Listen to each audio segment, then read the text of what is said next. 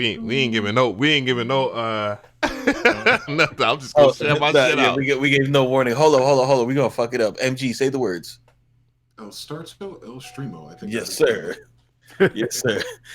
Roll your intro. Let's go. All right.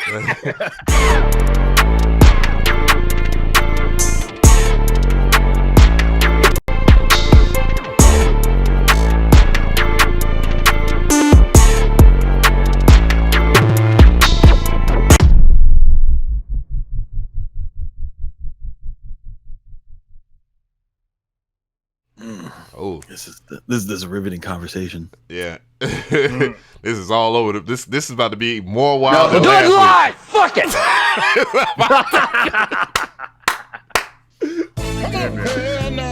This is about to be one for the record books right here, as we have everybody in his own bitch, except for like Busy Work Beats. He's in New York City somewhere. So we got MG the Future in the building. Say what's up, MG the Future. Hey, what's good, everybody? It's MG. You know what I'm about. Hey, and we got CMP in the building today. What's up, everybody? It's CMP from Craft Master Productions and Studio 1 Tutorials. Oh, shit. Hey, Echo Battle. Let's get it. Oh shit! And we got Mr.Different in the building, man. What is going on? I'm still here somehow. Let's get it. Battle of the soundboards too. Hey, bro said it's like Battletoads and Double Dragon in this bitch.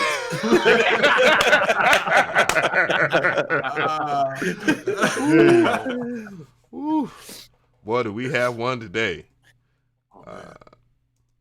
Man, I'm sitting here typing this shit, and people are hitting. I have. Hey, check it out. So we do a good show for the people. You got the docket, bro. So you go ahead and lead. All right. So, we got some pretty good topics that we're gonna dive into today. I don't have a poll of anything of any type. Y'all could just roast me on the community tab. But the topics are Nicki Minaj retiring. Damn, that was supposed to be like, well, I do it. We have the new Mac OS X. I know a lot of you Windows guys are gonna love that topic, even though we have a mixed crowd here. We're gonna talk about.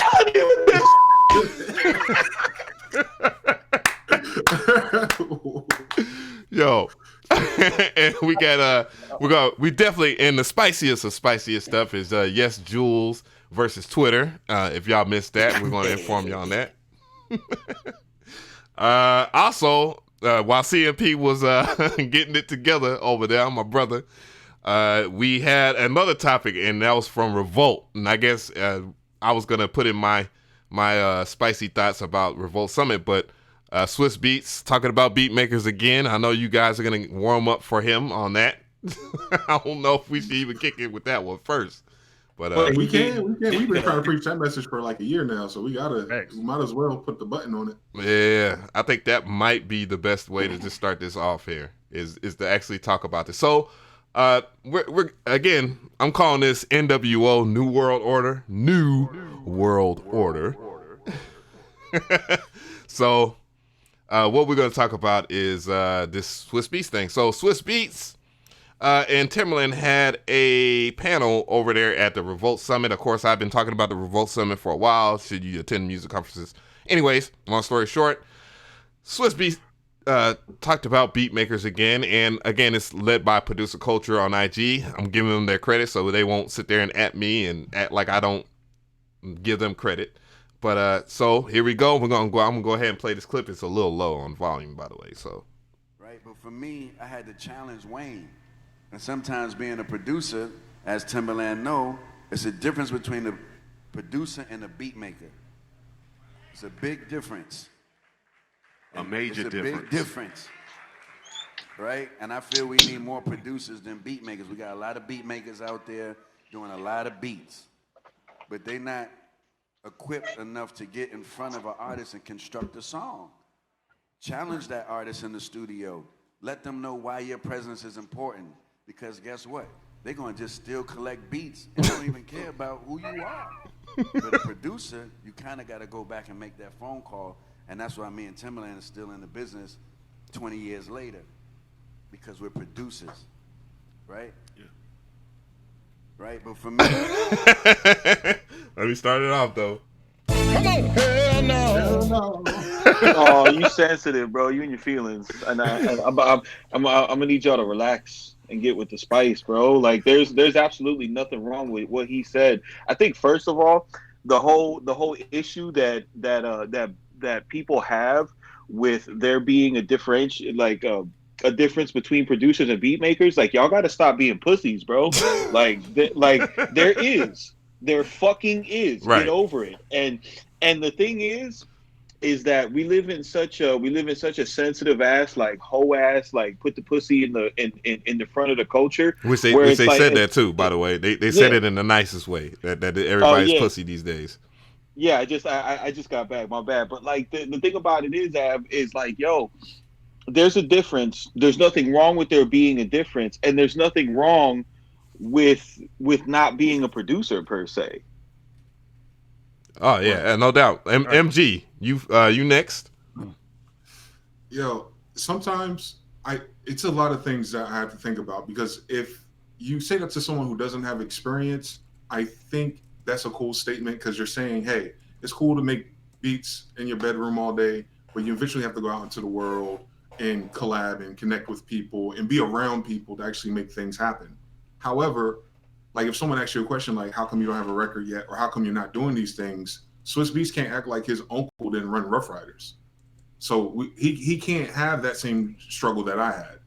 There's a lot of different artists who are connected with family members, or there's a level of nepotism, so to speak, for them to be able to walk into that door. How do you tell a person who's only made beats in their bedroom which door to walk into? And then to be accepted or comfortable walking into that door. So it's a whole different, like, they never talk about that part of the journey, right? Like, Swiss Beats never says, like, yo, I made 1,000 beats in my basement because my uncle thought I was whack for 2 years. Like, how come you don't talk more about that? Because he did address certain parts of that in the conference. He did talk about that. But go ahead, brother. But I think that's what the people who look up to him are looking for. We're not looking for of course I want to sit in the damn studio with Beyonce and collaborate. Right. Like, duh. Of course we want to do that. But, I think a lot of our OG and vets forget where they came from, and not in terms of forgot that that's where everyone else is. But let me ask you something. Let me ask you something. Like to that point, don't you think that he's, because I think what happens is we hear him, like, because I understand what you're saying now. I think we hear him say that and we're like, oh, that's bullshit. But don't you think that he's coming from that? Like, when I try to empathize with him, I feel like he's getting that information from actually working with younger, music makers who are coming in and they're like, yeah, I'm a producer. And then you know how it is when you're really good at something and someone says there's something, right? You be like, all right, well, show me. And then like the famous stories about Swizz Beats is he'll make you buy a beat that's trash because he'll sell it to you. He'll sell you on his hook and shit like that, which is the production aspect of it, not the beat making aspect of it. Like, I would even venture to say, like Swizz Beats is one of the shittiest beat makers that turned into an amazing producer. Yo, hold up. No. Listen to me. Oh, yo, find that second Locks album and find all those like those are like those are. Set it off. It's time yeah, to set dude. it off. That shit was fire, man. Get y'all. That shit was fire to me. Not amazing. Nah, fuck you, dog. Those are not amazing beats. Hold up. Those are not amazing beats, but they're well produced records. Just Blaze did better for the Young Guns. Yo, get down, baby. Oh, no. Yeah, dude. Nah, Just Blaze did it better for BD Siegel and then Bleak. Who want what? Like, no. But to get back to what I was saying, like, don't you think that it's a thing where he's not saying this from a vacuum. He's meeting young beat makers, and he's like, yo, there's something that you guys are lacking. Or he needs to stop meeting with Murder on the Beat and meet with people that look like us. Oh, yeah. Damn! What a shit! It is spicy this Sunday. Finish your thought, MG. Finish your thought. but I think the only thing to say, I get what CMP is saying. CMP is saying he might be around a younger or newer generation of people, which I believe if they're connecting with him, there goes that nepotism shit again, and they might indeed be clueless. They might be really prolific, users and MIDI drag and droppers, but they didn't grow up with those magazines, interviews, and the music videos to inspire them to want to be in a studio. So I think it's an age barrier, man. I think it's a different. Oh man, it's totally an age barrier. I mean, when we talk to some of these young cats, man, the first thing that they say is, "Oh man, he's hating on me because he's old and all that." I'm like, bruh, I'm in my 30s. Like, what is? And second thought is like, bruh, do you not think? Do you think you're gonna be 22 forever, my nigga? Like, do you really think that? They do. They really do. What is old nowadays? If I want to know, like, what is old exactly? Past 25? Oh, it's me. I guess I am old. Yeah, I'm in my late 20s, so I'm in my 20s, but you call me old head all the time. So like. You got Air Force Ones, you're an old head. Oh no! Damn, that's old. Oh my God! So this is a different way in on it.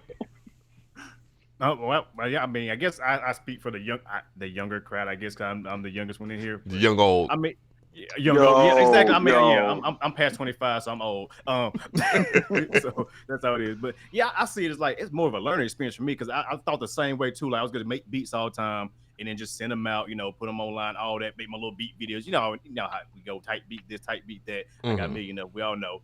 But then once I actually started getting in the studio with artists and working with them and doing that, then it opened my eyes and it kind of actually elevated my production a little bit. You know what I'm saying? I look at things a lot different. So, I mean, I fully believe, you're not really a producer until you actually start working and producing, like actually producing, coming up with the, structuring the beats and doing this and doing that. Actually, or at least know how to work Pro Tools. God damn. A little bit. Free. Well, first is free. Download Pro Tools first and get your little 3 sessions and just work with that. But nobody want to do that. I mean, damn. How can you be? Because producer means an overseer. So how can you actually oversee without having any form of knowledge? Is where I'm at. I'm gonna chime in a little later. What I get confused about is because the rebuttal would be to you. Mm-hmm. They would say like, "Yo, that was the old definition. We have a new definition now, which is type beat." Yeah, no, and then my response to that is, well, okay, if you're gonna remake the definition, you took all the prestige away from the word. Mm-hmm. You know what I mean? Right. And there's nothing like I said, bro, like I don't think that there's anything wrong with being labeled as a beat maker. Like if I was if I was working on a project and say it was with Swizz Beatz and I did the top line melody, they were using one of my loops, somebody did the drums. Like I'm not gonna get on my Twitter and fucking rant about like, yo, they only labeled me as a writer. They didn't label me as a producer. Shit, that wasn't my role for that task. Good thought. I guess I'll weigh in on it a little bit. I mean, for the most part, I think everybody has covered pretty much my thoughts on the situation. I just think that a lot of the younger producers, quote unquote, or beat makers, rather, I guess if we're going to keep it on topic, really just don't want to go any further than their bedroom. They still just want to email people. And, they want to get mad if they don't get no placements. And then they hear Johnny 2 melody get their placement on the album. And then they want to say that they're better than them, not understanding all the inner workings. But also, MG the Future brought up a really good point. Damn. Okay. All right. So the thing that MG was reflecting on is the fact that a lot of those guys that they're either not quote unquote revealing a secret or not wanting to admit that the vast majority of the producers out here didn't have the same connection that they have. It's just like with Russ and Chance the Rapper talking about you don't sign a deal ever, but these dudes have the top best agents, the best bookers. Like they had connections, and on top of that, like they was getting offered deals from Apple Music, which might as well be a label of the labels. Like, yes. You know what I'm saying? Like. It's there's a whole bunch missing out of what they were saying. And with Swizz Beatz, by the way, and what MG was trying to get to was the fact that, his family was already working at Def Jam. Like he had family in Def Jam already. And when they tried to place him in Rough Riders, though the Rough Riders did reject what he was doing at first. And then he finally got one with Jay-Z. And then it's like, oh, okay, well, he did the Jigga My Nigga joint. And that's when DMX and on him was like, hold on, I guess we'll give him a chance. It took him going outside of the camp. He did tell that too. Was the original question that he responded to, how do you get into the game? Was it a question like that? Of course, when people was asking their questions, it just really wasn't legitimate. Like, they weren't well thought of questions. And you would think that somebody would have, at minimal, said that. Like, how did y'all get in the game? And then, of course, with Timberland, he knew Teddy Riley. You know what I'm saying? Okay. Like, he knew Teddy Riley, and Teddy Riley was searching for talent within the city. Like, a lot of people don't know that. I wonder if they're ever going to release it one day. But the Neptunes and Timberland were working with each other early. Like, the Neptunes, when they was in high school, they was collaborating on records back then. And I'll give you guys a bigger one that's kind of messy like that, but people don't talk about. Dame Dash is the same story. Dame Dash and Jay-Z. Dame Dash uncle was like the president over there at Atlantic Records in the jazz department, and they go to him and consult with him all the time. Right. So it's like when you think about being independent or putting up your own money, and your uncle's in the building, like, it's different than you just walking off the street, guys. Like, even if you look at Reasonable Doubt, it's produced by Freeze Records. Who's Mr. Freeze? Who's Freeze Records? Right. But they'll tell us to put your own money up, hustle, do what you got to do all this, do that. But who is Freeze Records? How do we talk to Freeze Records to do that for us? How do we talk to your uncle over there at Atlantic to tell us, yo, this deal is stupid. Don't talk to that lady. That girl's dumb. Go to the fourth floor. Talk to the fat Jewish lady. Da da da da da. Right. If you don't have none of that, man, what are we talking about? Don't talk to me about, if I'm just making beats or not. Like, nah. If you guys aren't the intercessors for the next generation, if you guys gonna sit here and collab with Rush before you collab with us, I don't hear shit from them, to be honest with them. Right. So basically, what you're saying is that something like the Revolt Conference, if they're not willing to have those type of conversations on those panels, like as far as as like if they're just gonna blanket statement, hey, spend your own money, believe in yourself, work on your craft. You're saying the value really. It's a click funnel, brother. It's a click funnel. Say living clickbait. That's what Brandman Sean, which I was trying to get him on here. Brandman Sean, he was with that. He was like, man, my homie over here. I was like, so they had like a panel where they had people that had their own businesses already. Like, they was already starting their business. They had their plan. They had their app, and they was just pretty much giving a presentation so that they can win a chance to go ahead and do that same spiel over there at A3C, which is the other big music conference out here in Atlanta. And I was like, whoa, that's the prize. Like, there's no 25,000 or if you're a business, you might want to have at least $250,000 on the table. I'm just being a hopeful. But there was not like they had people on the panel. Let me finish. Hold on. Let me finish. Yeah. I need that. I need that one. I'm excited. Yo, so I'm sitting there talking to Brandman Sean about this. I was like, bro, like, so these guys that are up here, which one of these are an investor? And it was like one out of the 6 people that was on stage, or one out of the 5, I guess. And I'm like, so what's the point of these other people? Like, this one chick kept on asking the same question. What are you going to do for all of the kids that are in the poor neighborhoods and stuff like that? What is your business plan for that? I was like they got to get off the ground first before they can even start implementing anything like that. So what's the point of you asking that? Like, you're not even an investor. So it's like a watered down Shark Tank, really. It's like not even. Yo, so Av, seeing that, because I'm hearing something in what you're saying.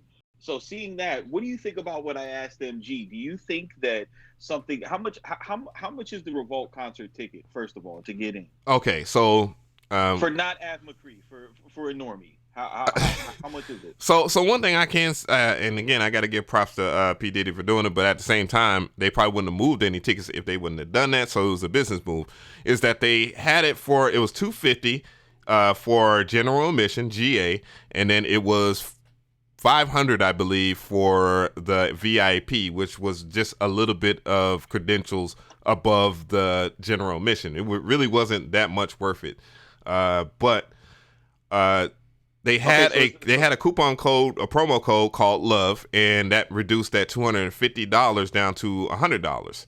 So, everybody could get in there, that would make sense for people to buy that, because it's not only a music conference, it's also a concert or a festival at the end of the day. And it was hot as a motherfucker.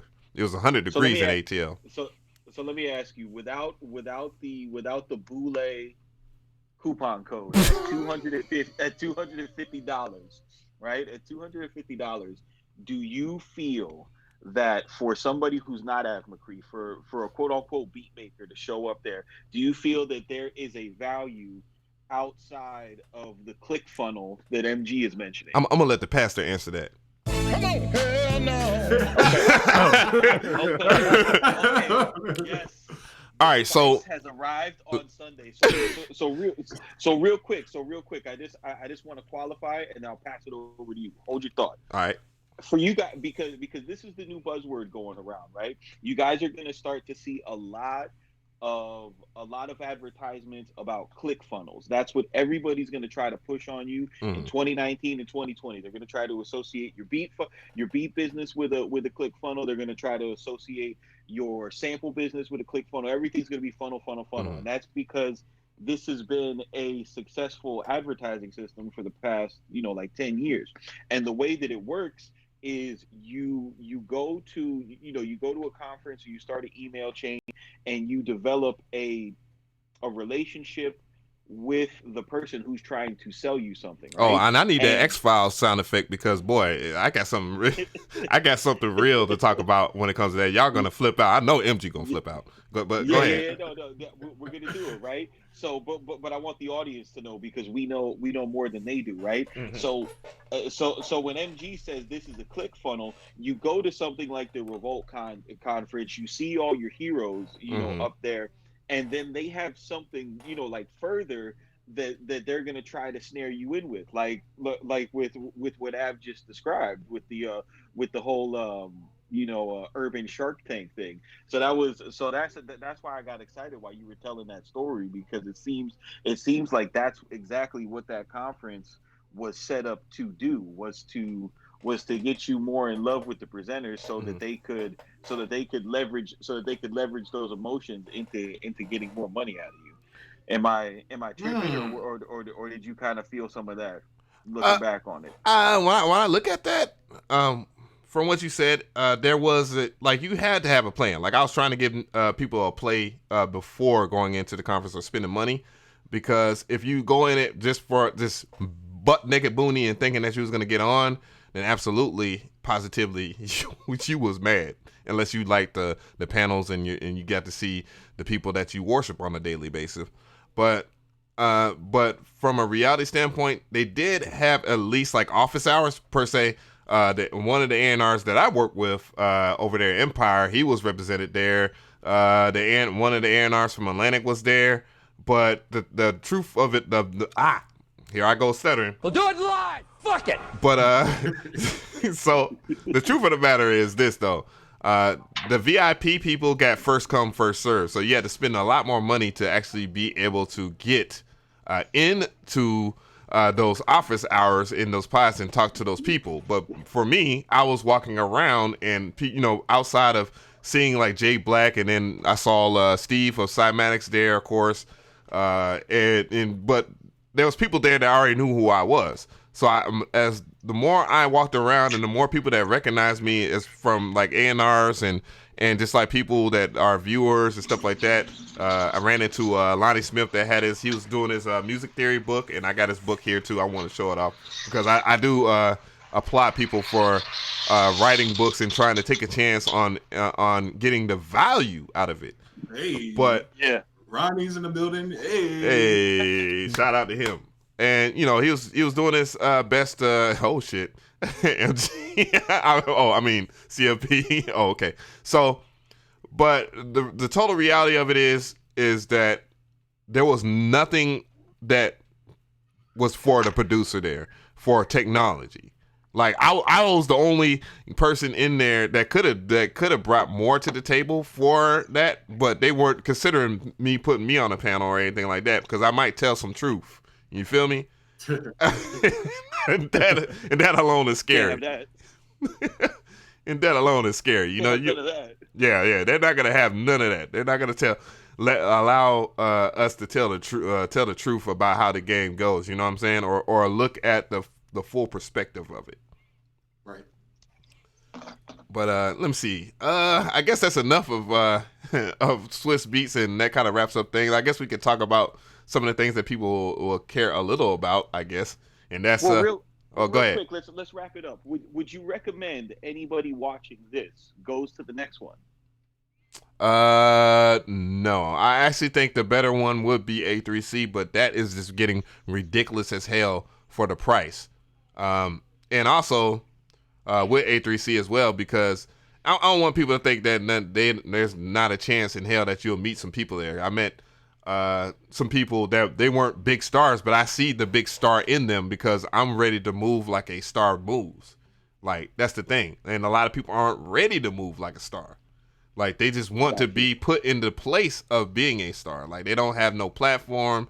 They just want to get a placement and, be able to brag about it on Twitter or whatnot. And that's pretty much end game for them. Gotcha. And make a loop pack. And I'm not. And I'm talking about loop packs from certain people. They want to all of a sudden jump into the sound design game, but they don't have any information about sound design. You know what I'm saying? And that's convenient, Everybody right? was kung fu fighting. Ain't that funny how people are just jumping into sound designing though they don't have any sound design background whatsoever. That's very convenient, right? All I'm saying is stop having panels with people who haven't made a hit in 10 years and stop having panels with people who quote unquote have hits but only know how to use Fruity Loops. If we can find the people in the middle, I think the music culture and production would be a lot better. Absolutely. But anyway. Because we do matter, regardless of what people think. Like, we do matter. If we didn't, we wouldn't have subscribers. We wouldn't be able to get a certain amount of views every week.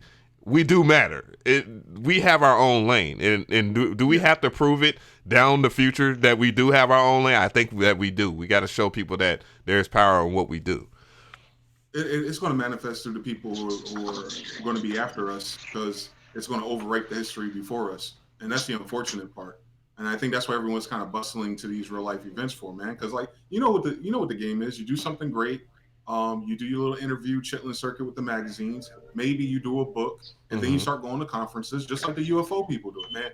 The crazy tinfoil hat, blue alien people do the same thing that we're seeing people do at these conferences. And they've been doing it longer. Oh, so and that reminds me. Oh my God.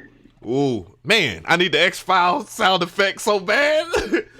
This is where things get. This is where the conspiracy really comes in, because all right, we're looking at Revolt Summit, and I look at AT&T as a company that has a lot of access to a lot of stats, a lot of metadata, and when I look at the conference, and when I got. Because the first day, I just walked in. Like, they just, hey, man, what's going on, man? I didn't think he was going. And you got your camera, man? Hey, they just let me go in, and I ain't had to get my credentials. The next day, I knew it was going to happen. They was going to lock the shit down because they weren't certain. Because it was too many people that really didn't have a purpose going through the same doors I was going through. But, so, I went and got my, my credentials, this thing, or whatever, this little tag. And, you put it on your wrist. And I noticed something. I was like, man, this doesn't feel like a regular tag. Like, usually when you get put into a conference, it's just like a little thingy. Nothing to scream about, But it had filling inside of it. They gave you the mark of the beast? Oh, God. Oh, God. This has a chip in it. I just use this. They geotagged it. So, bruh. And when I realized, I was like, okay, so AT&T, they had their special little scanner things, their LRTs.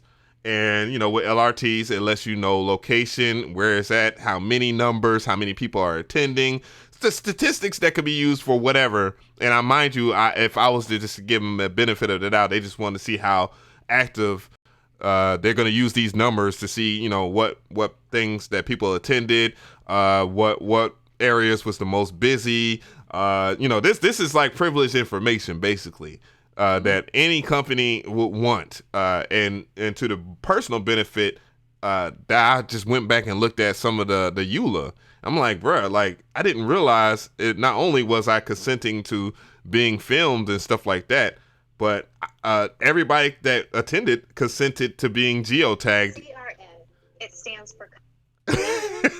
So, long story short, not only did you had to be tagged into the conference, you had to be tagged out of the conference too. So they actually documented when you left. Oh wow. Okay. Now, yeah, that too. Now, who is to say that this thing isn't still on? Right. Because all I got to do is connect to your phone. It don't even got to be in their house no more. Mind you, the scanning, and that's another thing.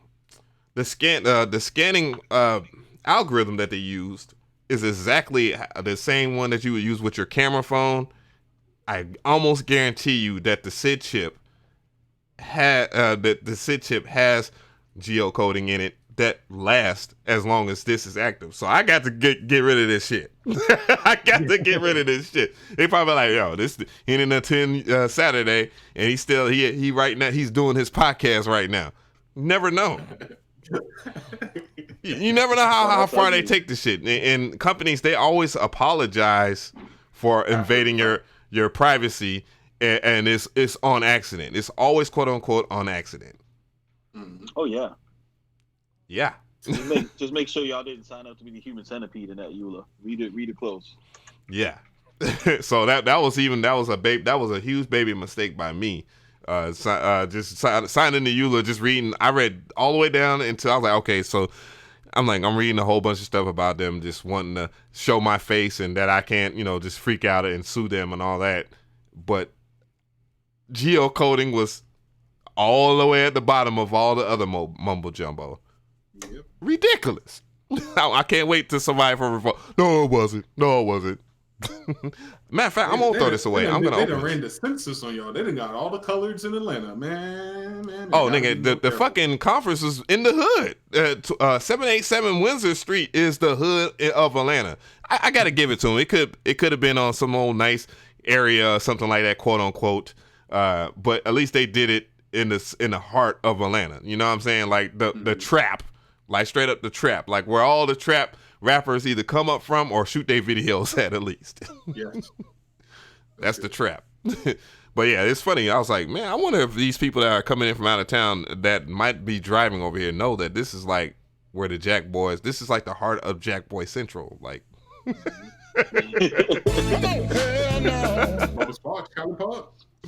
right. Oh man. But I guess we could move forward from there. That was a lot. So I guess we could talk about Nicki Minaj retiring in brief. It's not really that affluent of a topic here, but we're going to go ahead and do that. So Nicki Minaj, for those who are a Nicki Minaj fan in the chat, she announced her retirement and her retirement, quote unquote. And I'm sad that I had to use TMZ as a source here. She retired. She went on Twitter and she said, "I'm still here, still madly in love with you guys, and you know that. On hindsight, this should be a Queen's radio discussion. It will be. I promise you guys, it will be happy, no guests, and just talking about everything and all that stuff about retirement and all that." So let's go ahead and start with CMP. I want to know how you feel about this announcement, quote unquote, announcement. Well, as a card carrying barb, I'm crushed. No, I think Nicki Minaj is an enigma. She is like a super dominant superstar. Starting from 2010, completely dominated this decade, was a trailblazer this decade for female artists, and kind of made it desirable for record labels and brands to want to partner with female artists. She set the avatar for the type of songs, the body type, the style and everything that everything that that comes along with it. The retirement announcement, it just kind of strikes me like I don't know. I'm Why not conspiracy Trina minded. though? Because Trina, I she think showed pretty much besides the bars. And why that not could be Trina? argued because certain people only receive. Damn, we on lost CP. No. Oh, I'm here. that Nah. Why I would say why not Trina is because Trina came out in 1999, brother. mm-hmm. You know what I mean? Like She can still get it. she was in she was in a different era for for this decade. It was definitely Nicki Minaj, and Right. I mean, and but the thing is I just feel like it's gonna be a like a signal for whatever her next move is, right? So you Mm-hmm. come out, you make this vague announcement, and you say like, "Hey, I'm retiring." It's gonna throw her whole fan base into a tizzy. She's gonna trend. Then she's gonna say, "Hey, look, I'm gonna tell you more." It's a simple radio tease. Like, "Hey guys, keep listening on the other end. We're gonna have the winner of the J-Bo and PA tickets." Coming out on the next hour. That's kind of how I see it. All right, MG. OBS is trying to kill my stream. Every time he said Nikki, it went to 0 KBS. Ooh. And you guys are fine. Uh-oh. I've seen it happen. I've seen this happen before. Maybe it's something we said about something, but it's still streaming on your guys' side. But I think Nikki is probably positioning herself to become the next Wendy Williams, and I think that's probably the most appropriate course she can take. And I think that is after coming off firing two prolific managers, one Cortez from the Young Money side, and one on the other side signed or helped establish Drake, Kanye West, and anyone else that matters in the pop world. So she probably thought she could push this ship a lot further by herself with her star power. And then those particular gatekeepers just like, nah. And I think she just came to terms with that, especially with Meg Thee Stallion's new deal. So she probably yeah, Meg was the nail in the coffin, I believe, as far as like the female rappers. And there's still more coming out, like Rico Nasty and Doja Cat. Right. So I don't think she had a choice. And it's kind of unfortunate. But, live and let live, man. I ain't mad at it. I mean, she had a good run. She had 10 years, man. What are we talking about? Right. Mr. Different, how you feel? I don't really care. But no. but my thing is, I'm like, is this for real? Is she actually doing this for real? Like, she actually gonna retire, or is she gonna retire for a couple months? Wait till her buzz die down, come out of nowhere, left field with a single. Oh, Nicki's new single, hot, new blah blah blah, hot single. Everybody go get it. And it's still, and then strangers skyrocket out of nowhere, and back trending again. I mean, that's my thing. Usually when rappers say they retiring, it's not usually long, unless they've been doing it for years, mm-hmm. and they're like, yeah, it's time for me just to become a businessman for real, and move on or whatever. So I just want to see if it's gonna be for real or not. So I'm just kind of waiting in the wind, just sitting back watching right now, laughing at it. I don't know what my thought on this was. The first thing when I heard retirement announcement, blah blah blah, whoop whoop, I thought about Jay-Z. I thought about the way that Jigga retired, but at the same time, he had a position for himself over there as was he the president over there at Def Jam or something like that? Yeah, for a while. Yeah, before just realizing like this ain't gonna work. 50 Cent was out there during his rulership when he was the new face. Because the East Coast, the story for those people that don't know, 50 Cent was actually blackballed in New York City, and Wendy Williams actually she said, "Fuck this shit, I'm gonna play this man's record," and quote unquote, it was funny because I watched The Breakfast Club, and then DJ Envy was gonna act like they didn't blackball 50, and I'm like, dog, come on, man, like this dude was coming for the heads of everybody in New York City. He didn't give a damn. And Irv Gotti and Ja Rule and all them over there at Murder Inc. had the clout. They had the clout. They had the records, and they had the muscle to keep him from being on the radio. And it's not hard when you have alliances. Damn, I can only imagine how bad I'll be blackballed for the shit I be saying. But if we didn't have this open market right now, but like. We think about this. We think about the freedom that we have right now, and we're not living to its best potential. But anyways, long story short, I thought about that. I thought about Jay-Z retiring, and of course he retired with a fire ass album. It's one of my favorite albums. I think my most favorite from Jigga has to be Blueprint. And that's really hard because I do like Reasonable Doubt, and I also like Hard Knock Life. And actually the album that people consider the most ass. What was it? What was that album? Kingdom In my life. Come.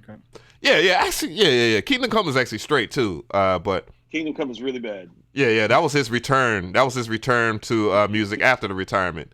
And yeah, it was a mixed bag. The thing about Jay-Z is Jay-Z told us since his first album that he was going to retire. Right. You know, he told us on the first album, like, I'm gonna retire. Second album, you listen to the intro, he says, I'm leaving you guys with Memph Bleak on the first song. He's like, yo, I'm gonna hit you with this last two. That wasn't gonna work. With nothing but my influences. You know, he had been trying to get out of it. Right. Just to qualify the Jay-Z thing. I didn't mean to interrupt. Right. Yeah, no problem, Ronnie. We had to give you a shout out, brother. Ronnie Smith, he actually has a really dope music theory book out, and I've been taking my time to look at it too. But anyway, so I don't want to get too off topic, but shout out to you, Ronnie. So yeah, thinking about that and the way that Jigga retired, he had his plan laid out and whatnot. And I'm not saying that Nicki doesn't have a plan on the way out, but I am saying that it's not as effective as what Jigga has done as far as in terms of it. Like she had obviously been she had a slot taken from her, and that just happens with time anyways. And you just really you want to replace whatever happens with that, which I mean I believe that's what the whole idea of Queen Radio is just a replacement for that. And then he was talking about of course her replacing Wendy Williams, which actually makes a lot of sense if you think about it, because Wendy Williams obviously is dead-ass tired of doing her thing. She's getting a wee, I don't want to say old, but that will be, she would be qualified as getting old for what she's done. But Wendy Williams has put up a lot of fight that people don't understand because they're just looking at her now versus when she really was coming up in the game. And you guys don't understand. You young guys don't understand. Those are the type of people that we really need fighting for the culture, because she was not having a lot of shit, but at the same time, she was not afraid to give credit where credit is due. So, but anyway, so with that, Nicki, wish you the best. But, you know, just stop letting a lot of shit get to you. Short note, did see the DJ Academic story where she was threatening his life. And she needs to just realize, like, man, you're not above judgment. Like, none of us are. And people are going to judge you regardless of what your religious background are. Like, people are going to put in their 2 cents. If you put something out in the open and you do something, people are going to judge it. And it is what it is. And just be able to deal with criticism. Because we all deal with criticism right now. And we just have to eat it. We have to eat it. We're not even in a position like a Nicki Minaj or whoever that might get upset from this criticism. Just learn how to get criticized and learn how to prove your haters wrong with the actions, and that will prove you further. But anyway, so that is enough of that. I guess we could talk about the whole MacBook thing, right? I think that would be appropriate for. So we're going to Catalina. Yeah, we're gonna talk about Catalina. And so with this, of course, everybody knows that Apple has announced stuff. They had their keynote, and they talked about some key things along with the iPhone, the new iPhone. Of course, they're trying to sell everybody another phone, expensive phone. But this year is a little different because the main thing that they did was they made other phones affordable. Of course, they got rid of certain other lines so they wouldn't have to make those affordable. The 10, was it Max? 10 Max? I think they got rid of that altogether. So, $11.99 is what you're going to have to pay for. But more or less related to us, we have them talking about, the new Catalina. And obviously, if you are a Mac head, you already know how it is when you have to update your OS. Things don't work.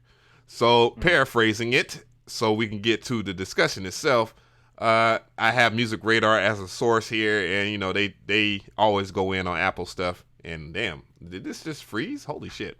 I guess it did. But yeah, that's fine. I'm just refreshing. But yeah, they went in, musicradar.com, they went in on it or whatnot, and they just talked about like some of the things that could be good and could not be good. So anyways, we're just moving on it. I don't really need those notes. So if you are Ableton Live head, if you have Ableton Live 9 and you want to use the new OS, it's not going to work. You also, if you if you have the Native Instruments products, those ain't gonna work. Goddamn, you know how long it takes Native Instruments to update shit. I don't give a damn what they say and who's a fan of them. It takes them a goddamn long time, and they need to improve a lot of their software. Holy shit, they just released Mass Effects and it's just ridiculously bad. Long. Hey, I gotta keep it spicy. But anyways, also Slate Digital stuff not gonna work. I'm forgetting a brand. Oh, it's ProSonus. That's huge. Not gonna work with this new OS. It does work. FL Studio? Maybe. Hey, but one thing I can credit those guys over there. At least they come up with, even though they have a shit ton of updates all the freaking time, and they need oh my god, a whole bunch of updates. They could have came at a better time. If it came at a better time,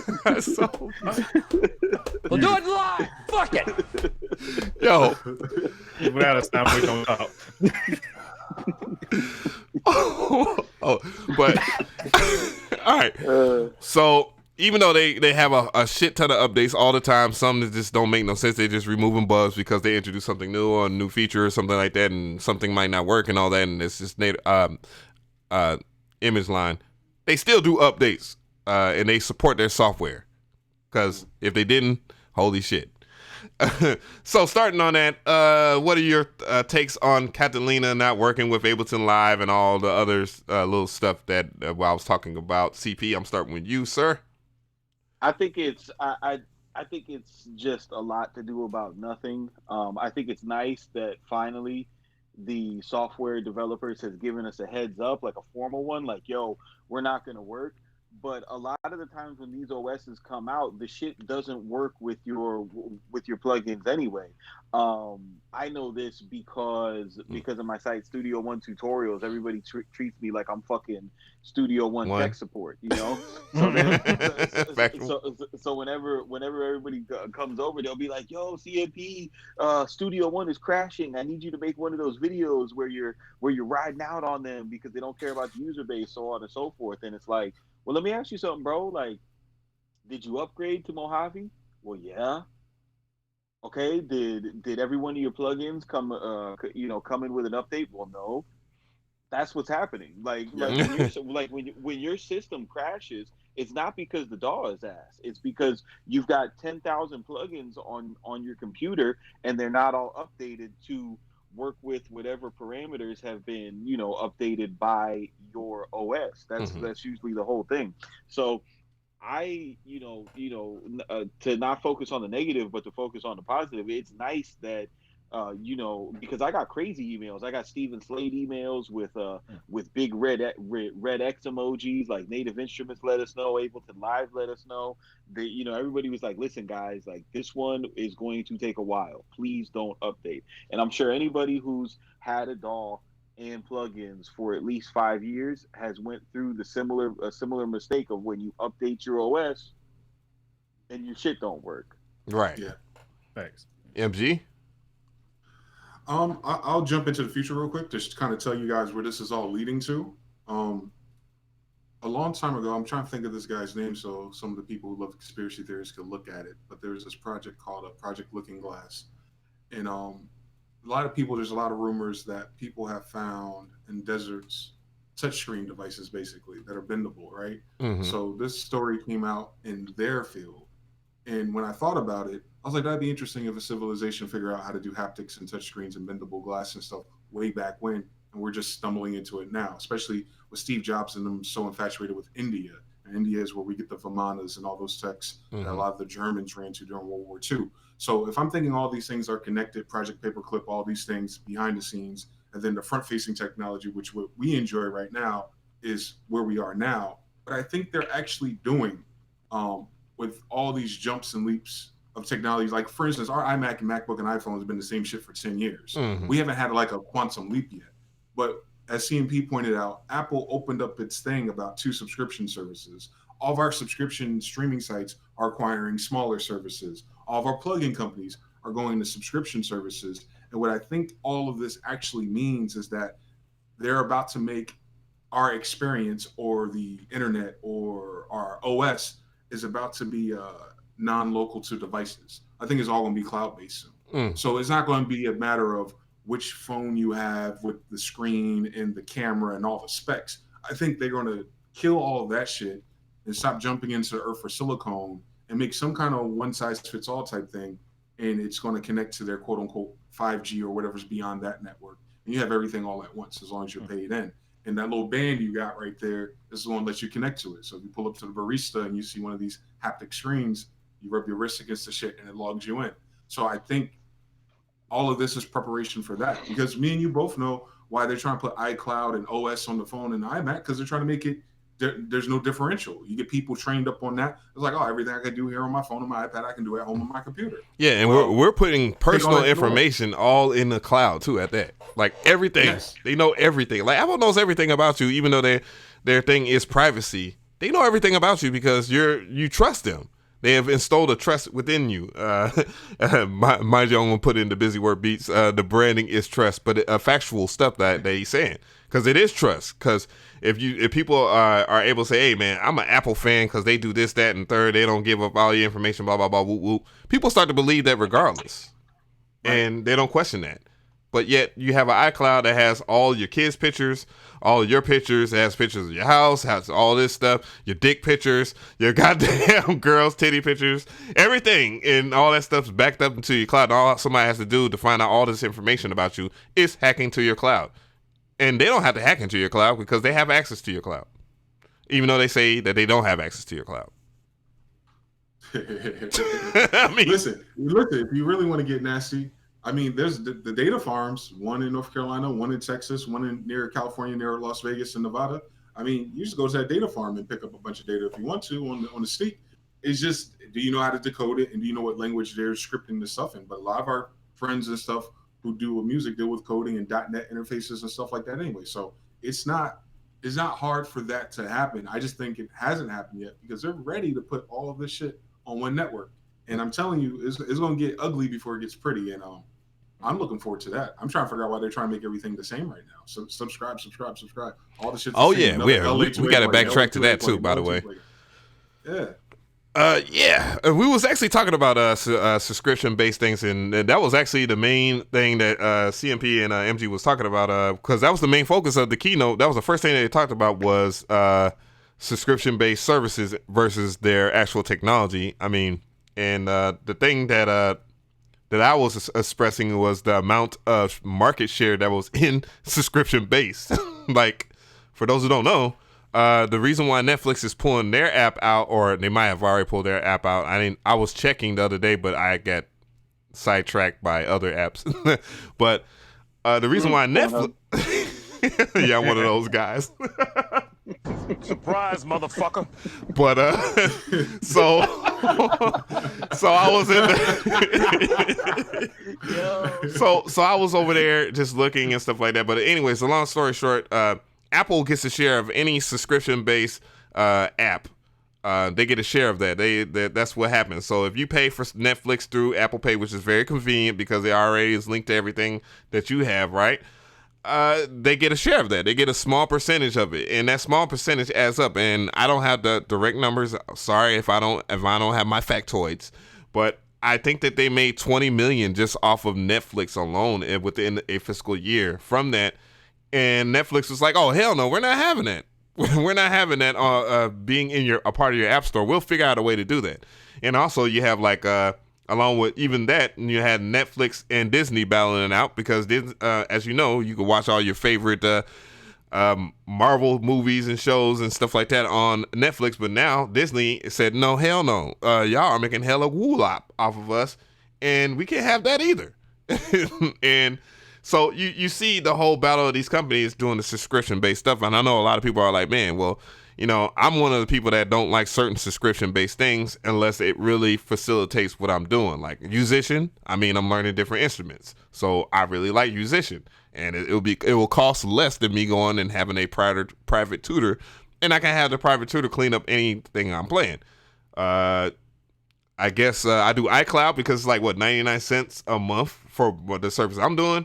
It's convenient, even though I just got finished criticizing iCloud. But of course, I'm not putting my dictures on there or anything like that, or personal family pictures. Use your common sense. I'm trying to.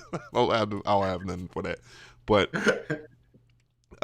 go on. I guess we'll go to Mr. Different about the Catalina stuff, and then we're going to talk more about the subscriber-based stuff. Oh, don't ask a Windows-based man over here now. I just I'm Mr. Windows. I'm Windows 10 still, but no. But yeah, I mean, yeah, just don't update. That's all I can say. I got the emails too. I was like, why are you telling me this? I don't use Mac, but it makes sense because I want to get into that ecosystem. Mm-hmm. It's good to see that at least companies are, saying, hey, look, it's gonna mess up. It's gonna fuck you up. You got an important session that you're going to tomorrow. That's got to be done with a special plugin. Don't update, so you can hold off on that. So that's good. So yeah, just don't update. Just wait. I mean, wait. Shit, wait. Right. All right. So CMP, you had a lot of stuff to say about the subscription-based thing. So I definitely want to go back into your opinion about that. Or your thoughts? As far as what? As far as the direction that it's going, or is subscription based is good? The thing is, I get a lot of people who hit me up, in DMs and on Twitter and shit. They're like, "Yo, have you seen that such and such is about to go subscription based? They're the devil." And I have a different perspective on it because I filed my taxes as an S corp. Mm-hmm.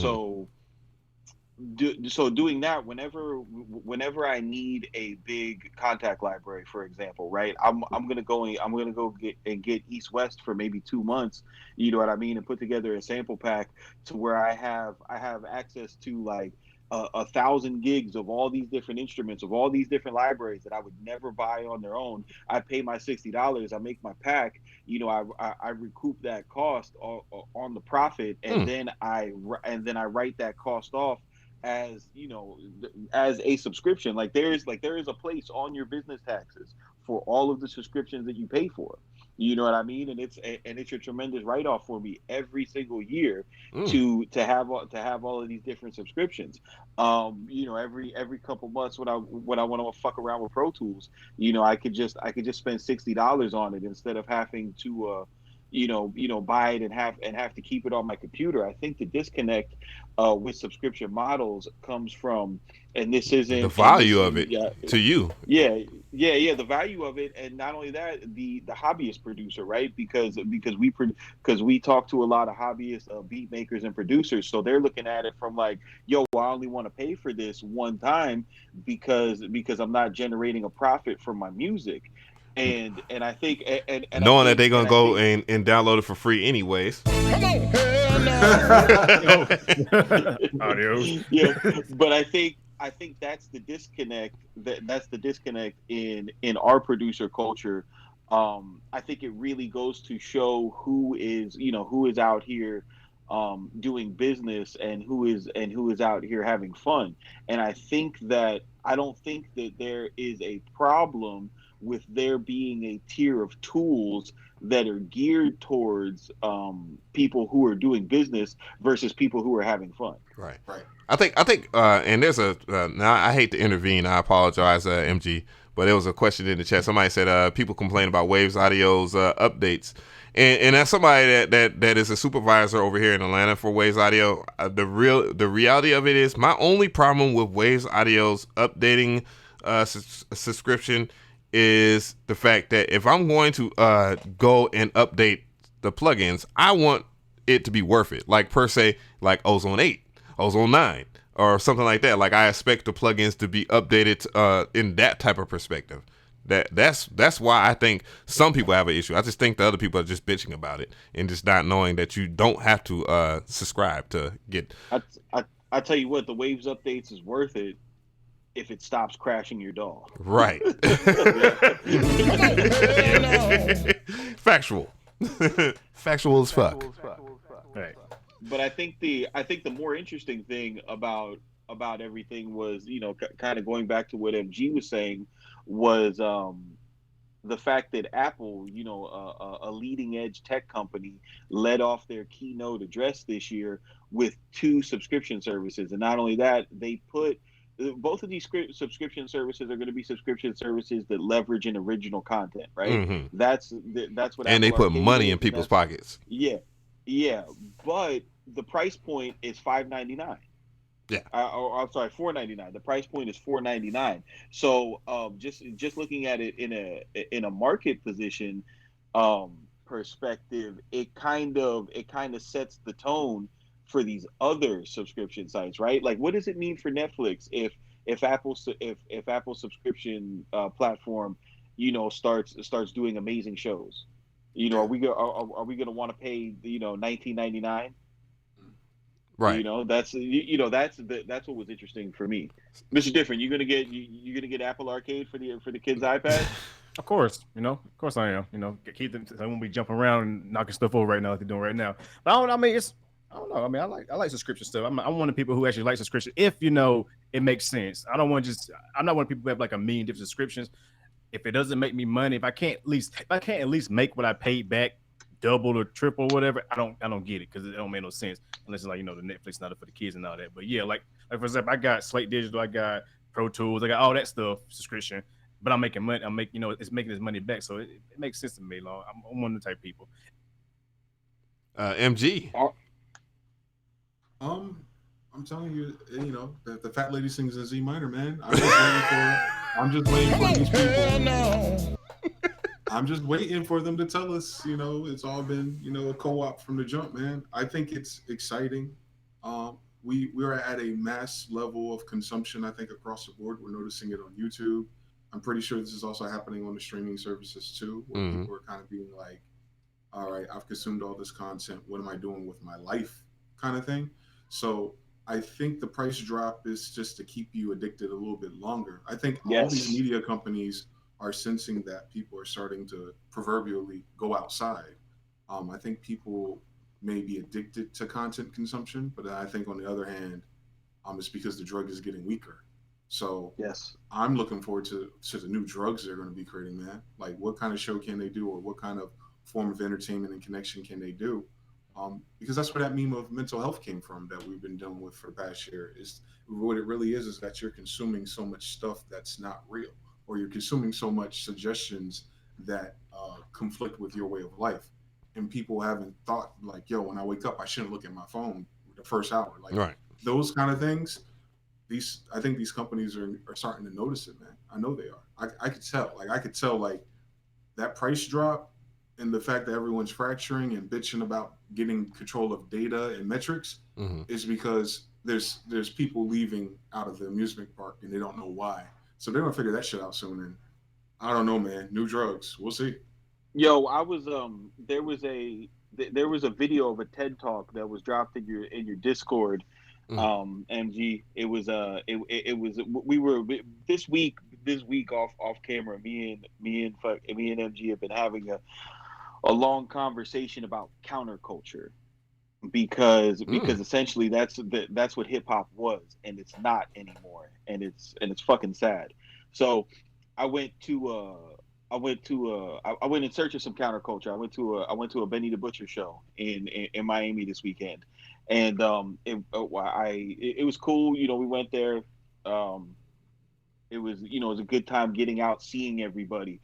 The first thing that I noticed when I was there, because the thing that I was most interested in was what was the age and the demographic of the crowd, especially in Miami, right? Like, who's coming to see boom bap hip hop on a Saturday night in Miami? Because Miami's a place where when you're competing for the entertainment dollar, I mean, shit, when we had LeBron, we still weren't showing up to the second, third quarter. You know what I mean? Like you gotta really have something to get us out the house. So the thing that I noticed was everybody was around my age. There was some younger people, but everybody I was talking to, they were like, "Yo, I'm 38." Because I go around and talk to everybody when I'm in some shit like that. I want to know what everybody does, right? So I met a lot of people. A lot of people was in their 30s. Segue that into the video I seen in the Discord. The video I seen in the Discord, it was a guitar player, and he was talking about what music actually is, what music labels are actually selling. And they're not selling physical copies of music. They're not selling streams. What they're selling is a system of values. So whatever genre or artist you listen to, they represent those values, and those values become culture. The point that he was getting to was the creation of counterculture, or the reason why music was selling less was because social media took the place of music as our value system, right? Mm-hmm. So now when you go onto somebody's Twitter and you see the memes that they post and the stuff that they retweet, you see, like, you see it on on quote unquote black Twitter, right? Like, you got your hoteps, you got your pick me's, you have all these different avatars, and that represents their value system, right? So that's one what thing MG was alluding to. I don't mean to interrupt you. One thing that we was talking about last week was definitely like the social avatar, like the person that is picked to represent a community of some sorts, and like also with just diving in what you're talking about as far as like the social avatar, is the basically is like this right here, like with labels and the way that they're making money as right now, is that they have other companies that are tied into them. I mean, you look at Sony. Sony is just not music. It's also the Sony PlayStation, and that is tied into like technology. And then you have their cameras, and that's more of the same. And then they have their film. And then you start seeing like some of the those exact same artists or whatnot that are signed to these labels being in the films and all this stuff like that. So they're always getting a constant cut. Like people are not always looking at the big picture of that. And the same thing with like Atlantic and UMG and Warner Brothers and all that. Like, they all work in tandem basically, and they get their cut too. They're making sure that they funnel. There's no point of a 360 deal when you already are the 360, right? Like they ain't got to put that paperwork in front of you now. I mean, that's just like old news. Don't sign the deal. Don't sign the 360 deal. And no, they don't need to put that. They have already positioned themselves that be in control of the playlist on Spotify. They have sued the hell out of YouTube because every major corporation is one above you.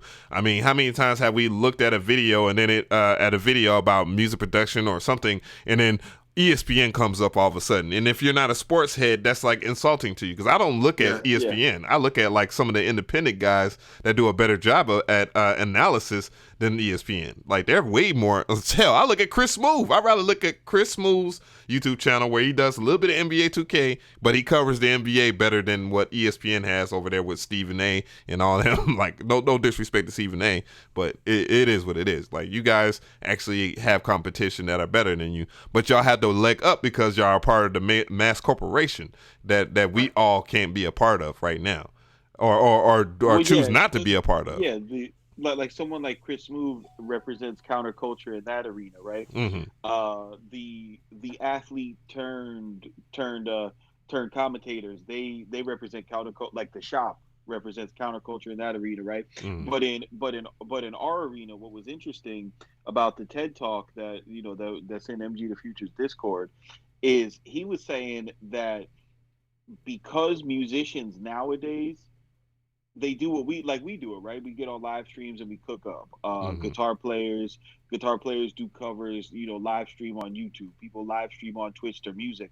There isn't this circuit of, go out and perform your songs and get in touch with the people in your city and your fan base that are the like age. So it was surprising to me that there was so many, people in their 30s watching this show, when I had been going to the person who had hosted these shows like ever since I was 18, right? There wasn't any 18-year-olds there. And then this guy kind of reinforced the point, by highlighting the ticket sales are the average ticket buyer in every genre. That age is getting older, right? Yes. So there's this gap in between people who go out and experience music as opposed to people who participate online. and kind of one of his predictions was like, when you get to a point like this, the next step is to rebel against it, and the natural rebellion would be for more and more people to actually go outside and experience music in person. So I think that I think that kind of dovetails perfectly with what MG was saying about people wanting to get off the dope,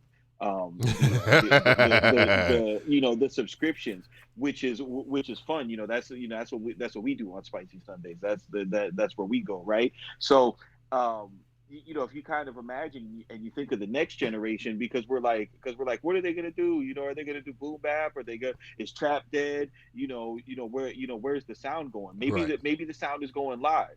Maybe it's going back to the cipher. Maybe people are gonna remember how to rap off the top of the head. Boy, if it goes back to live instruments and actually having bars, oh my God, a lot of people are going to be out of place. But that makes sense. But it's time for that, right? Because we're in a 9-year. We're about to move into a 0 year. Everything changes over the course of the decades. But the point is that I think the greater point that MG is getting to is, once that counterculture pops up, the counter to that is going to be this new dope that he's alluding to. Hey, and I just had a deep thought, and I think everybody should chime in on this. Now that we're actually talking about the subscription-based service and how they are focusing on TV and entertainment and music production and all these things that matter to us, you think about the iPhone and its capabilities and how they try to persuade people to be independent filmmakers and all that. What do you really think the next step is? Because if you say, hey, I got an iPhone this, and I'm already producing this movie on your iPhone and all that, and it looks like this right here, and I just made the movie, I made a track on here, composed it, all this whoop whoop. Like, who's to say that Apple wouldn't appease to that person? Because we already know that Apple controls the mass conglomerate of how entertainment is right now as far as music goes. Just look at the Grammys. That's not happenstance. Right. MG, what you think? Go ahead, MG. Take them to 3 a.m., bro. I think they're going to monetize the consumer. So, like, when the internet came out, what we experienced in the early 2000s was just a bunch of people who were willing to share ideas and make goofy ass websites about their favorite cartoons or favorite bands, and everyone signed up and did that for free. The people who wanted to get more notice, they put their own money into it to get a real host, a real .com name, and then, get listed in some kind of registrar. Even up to MySpace in the beginning of YouTube, a lot of us signed up to share and teach for free. But if everything's going to a subscription model and everything is going into your hand or into your flat screen effortlessly, with the cloud sync and everything, being able to talk everything in your house, your content is no longer free now. The internet, into this new quote unquote streaming subscription model, is paid for. There's an actual toll booth for people to consume it. Mm-hmm. So imagine if all of us on YouTube were actually fully monetizing. Yeah, you act a fool for free and then they throw an ad on it. Right. So if you take the ads away, which people are getting a blind spot for and not as effective, and they're threatening YouTube over anyway, which is why my last stream died, because we said Demi Lovato and Nicki Minaj. If that kind of thing happens and you take it away, then everybody who uploads anything is getting paid for it. And what's sick about it is that it's the same thing we experience with websites like BeatStars and Spotify. Like, yeah, you could upload all this content and get paid per stream, but if you're not in that top 10, no one cares. I think they're tricking the creative, at least, into thinking this is like the next move, where we don't cut advance checks no more. You just use your own hustle and your own grit, upload content, but at least you're in a paywall. The problem is, in order for that to work, you need a fucking click funnel. Oh my God. And again, bro. Oh my God. Now that I don't have, I need the X-Files joint for that. But now that I think about it, dog, like, for real, it's for real going back to the things of old, as far as like you have this celebrity aspect of it where they pick their personal avatars that represent you or whatever. And I mean, it's never went away, but now they're learning how to control the viral of how the internet worked, the things that made us really like YouTube altogether. And I mean, every content creator of any sort could agree that YouTube does not have that natural glare that they had years ago. Now everybody is all about, hey, I got this shiny new thing that you're interested in, even though you might not be interested in, and you need to be interested in it because this company paid me for me to tell you all the great things about it and not say anything negative about this shiny thing, and I'm gonna have views because they are controlling the views and who is gonna be recommended this if I talk about this shiny thing, and it's like, like that is the whole. Sounds like Av McCree in Waves. Hey,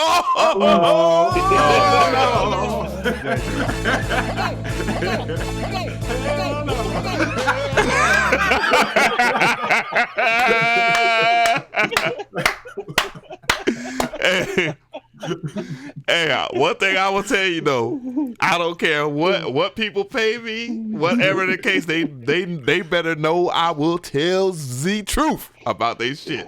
If it is trash, I'm gonna say it. As you can see, I don't have much sponsorship anymore. Oh, you and me both. But real talk though, like, damn, like MG really did hit it over the head, man. Like, it's really starting to become where they are starting to understand how they can control people. And it is all stuff. Damn, it's like we're really being paid to be one with a device, that have one device that is controlling you at all times. If they could actually make an iPhone that can teleport your ass to like somewhere in which you really don't. I mean, it's already a teleport, because if you think about it, if you buy stuff from an app and then you have it delivered to your house, I mean, it's technically a teleport. It's just not the damn beam me up Scotty type teleport. Let's I mean, hold up. Let's talk about it. Like, let's talk about it, bro. Like, if you think about it, right? Like, if you look at all that shit they put in the Apple Watch, dude. All y'all read the book 1984? We're all from that era. I'm from that era, but I didn't read it. I read the Cliff Notes. Yeah. Okay, so all right, so 1984. Basically, what it was is it showed a system where you would be in your house and you would wake up in the morning and the TV would come on and you would see the TV and the TV would see you, and the TV would tell you like, yo, you got to do X amount of jumping jacks. You know, you need to eat a bowl of cereal, like you getting fat and shit like that. You know what I mean? And then on top of that, it would pick a partner for you, would pick a job, you know, based on all the information that it was given. Back in the 90s, for someone to say like, yo, we're gonna put a camera in your house, that was crazy. Right. That was absolute madness. Everybody would be like, hell no, you're not gonna see what the fuck's going on in my house, dude. We're doing something nasty in here, and you cannot see it. You know, now everybody can't wait to upload their sex tape to RedTube. You know what I mean? It's no, factual. It's all little things, and or like, hey, my house might get robbed. You know, I need to put this camera in, or like, yo, I'm gonna have a babysitter. You know, I need to make sure I can see what my kids are doing. You would never, in the 90s, you would never think that it was a great idea to be tracked where you're going. Now we put this fucking thing in our pocket, and we're like, yo, it is so amazing that it can tell me the best way to get to Denny's. Like, bitch, we've been going to Denny's for how long? 100 years, bro. Like it was fine. I wonder what 2025 will tell. 2025, I feel like is going to be a year, or 2030 is going to be a year that tells us all about where us as a society is going. Because what I see is a lot of retail stores disappearing. Definitely, I think when the mall itself start disappearing on a large scale, like going to a shopping mall is just not feasible. I think a lot of people are going to start noticing, but it'll be too late. Yeah, I think they're consolidating it, because where I live, they sold our newest mall twice. I was like, yo, y'all can't keep nobody in here. Like, what's going on? But what they're starting to do now is, we call it gentrification, but if you really analyze it, like New York, Raleigh, North Carolina, some other places, they're putting living on the malls now. So like, basically, you lived in the South and you lived in the suburbs or in the rural areas, you go into the city to go shopping and do everything you need. Mm-hmm. Now they're moving all these people and professionals to the city, and they're building upwards. They're starting to build vertical in the South. So Maybe not, because these people still gonna go downstairs, take the elevator down to the parking lot, and go to Target and buy $500 of shit they don't need. So I just think for the average everybody else who used to go there for the shoes or for the new clothes, we might be asked out and stuff with Amazon because the prices are going to match that lifestyle. What I think really, really, really is happening that no one's talking about is that we have a secret wealthy class that has so much fucking money and we don't have no idea how to access it, and it's not being accessed by these old systems. That's 100% accurate, bro. Like if you go, if like to put what you're talking about into a bigger scale, right? So all the new places for like young professionals to work and live, like in a city like Miami, it's all pretty much what you're talking about. It's a high tower, 67 stories, 80 stories, whatever. You go downstairs, nothing but luxury brand stuff. You have like a 5-mile radius that's safe to walk, and then you live and you work everywhere inside there. They sell it because you don't want to be on the road, you want to be in traffic. Miami-Dade County is building a mall right now that is larger than the Mall of America. Like this bitch is having an artificial frozen pond. Like it has a whole wing that's like artificial winter, right? It's got a roller coaster and another ring, and then it's so big that it's gonna have like 3 versions of every retailer on every different floor. So if retail was truly out of the picture, no investor would sign off on developing something like this, right? And they're rerouting all of the roads right now so that you can get to this thing without traffic. So I think that's definitely the move. Is there's a widening between our classes. You have you have the super wealthy class, and then you have the middle class, which is dissipating, and it's turning into this like broke gang. Broke gang. It's turning into broke gang. It's turning into like, yo, we don't have money for retirement. We don't have money for new cars. If we have a radiator repair, it's gonna break us. And it wasn't like that. It definitely wasn't like that. And I would challenge anybody who's in this podcast or watching this podcast, like, go on a Sunday drive around not your neighborhood, but go to the places that you don't normally go, and take a look at some of these houses that MG's talking about, because they're in every city, bro. Like I live in a country town in Florida, which is like it's typically used for people come here and retire. And I was just riding around smoking, and I went off the beaten path. I wound up in this neighborhood where instead of driveways, these people had runways. Are you talking about like the smart homes and like, well, I have a Metropolis damn near down the street from me. Right, it's right by the Braves Stadium. It's a Metropolis. It's easy. No. Yeah. No, like yours, like I've been to Arthur Blank's old neighborhood up in Atlanta, like up in Jet Ferry Road, where every fucking house has their own hill. And the shit looks like have you ever been up on Jet Ferry Road? That shit is nuts, bro. Like, how does like there's 2 places that look like Bruce Wayne lives there. Like it's like it's crazy. And I know that Atlanta is famous for having the highest concentration of millionaires. But it's like, yo, where do these? But they're doing it in Raleigh, bro. That's what I'm bugging out, guys. Like, I expect all the wealth and stuff in Atlanta to have shown up and been the prototype. But someone in the chat just said, yeah, they're doing that in Toronto, they're doing that in the Bay Area, they're doing that in Raleigh. Bro, who the fuck is moving here? Like, that is the mystery machine. Like, people added up all the subscription services. It's like $90 for us regular middle class people to have all the subscriptions. So that's not really an issue. People really aren't going to lose their minds over that. What I want people to think about, especially as producers or hustlers or people who are trying to set up their own subscription site or try to do any kind of model of e-commerce, is that you have a whole realm of people. I don't even know what to call them, bro. They don't even talk about them. They don't put this shit on the news when they're building it. They don't interview people who are moving in. Like, it's happening, but it's like the only reason why it's freaking me out is because it's so much of it. Right. It's not like someone bought what you're saying is let's talk to them. Yeah, like, who the fuck, bro? Yeah, if you think about it all together with subscription-based services or whatnot, it's obviously the most attractive thing about subscription-based services is that everybody can afford it. So if everybody can afford it, and this is how, because I saw people talking about Splice and stuff like that, and they figured out how to monetize their quote-unquote sound designers over there. But anyways, if it's easy to get somebody to invest $5 into something that seems like it's free and it's unlimited, because that's the perspective that they're trying to push, or the agenda.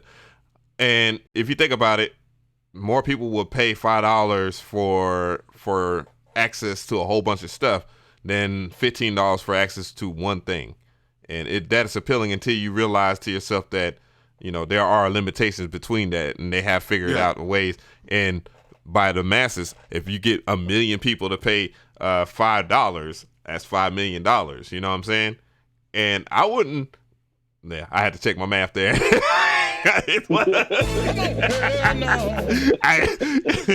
people clowning me in the comment section. I want that, but yeah. So go back to you guys. I'm sorry. All I'm saying is that I think everything that's happening in the media is telling us the story of the lower class and middle class. I really need us to find out who the fuck is moving into these $4 million brownstones in Raleigh. Like we don't have brownstones. That's a Harlem and New York thing. Why is there brownstones in Raleigh, North Carolina, bro? Like there's an issue here. Like there's an issue of commerce and money and marketing. Like I don't even think our brains can process like how much these people made off of, you know, whether that's big pharma, whether that's tech. I don't know what it is. And right. I just got corrected in the comments. They was like, yeah, it's $5 million a month. My bad. Go ahead. Man, like there's real big money out here, man, and I don't think we're chasing the right bird in the forest, man. Everything is telling us to look over here, you know, like, oh man, you know, it's over, you know, we got to make beats outside. Yeah, meanwhile, the Revolt Summit, real shit outside, bro.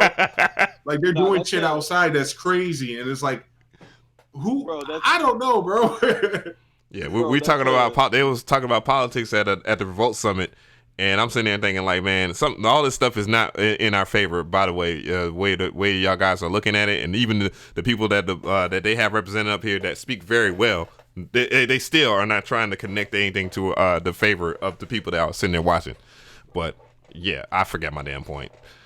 Yeah, no, I think what MG's saying, like that's a real serious conversation that we're gonna have to have moving forward. Right. Because like he's talking about those brownstones. If you drive down I-95 in West Palm Beach, Florida, or something like that, you'll see billboards for brand new 2,000 plot subdivisions where they're talking about starting at 1 million going up to 5.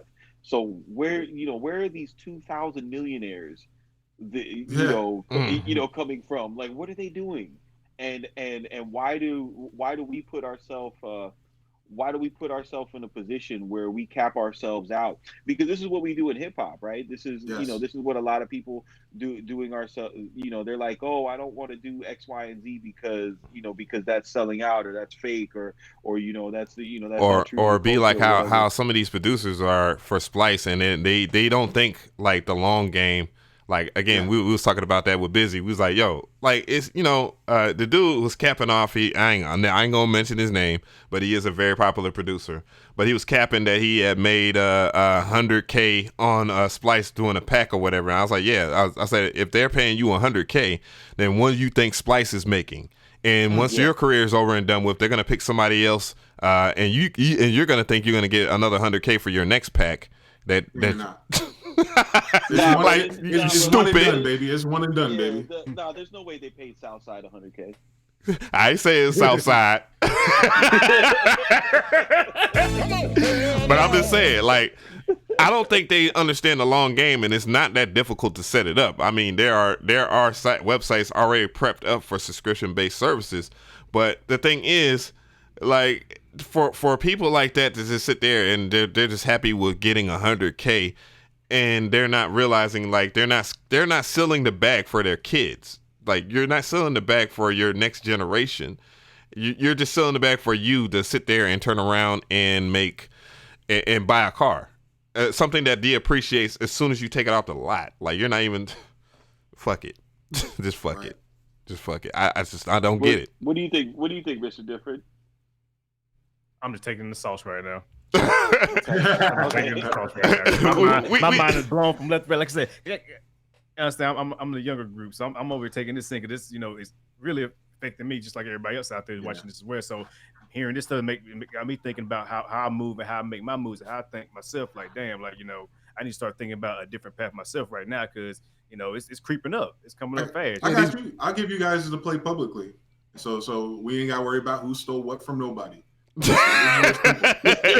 all about execution at that point, I'm giving it up. I'm going to give it up. So this is the easy construction of what we're heading to. When in Romans do what Romans do. You'll definitely need a subscription site for no matter who you are. Why? Because they're probably going to take YouTube away from us. So for legacy content, go ahead and make sure you get paid for one of those YouTube downloaders and go ahead and download your YouTube page as soon as you can.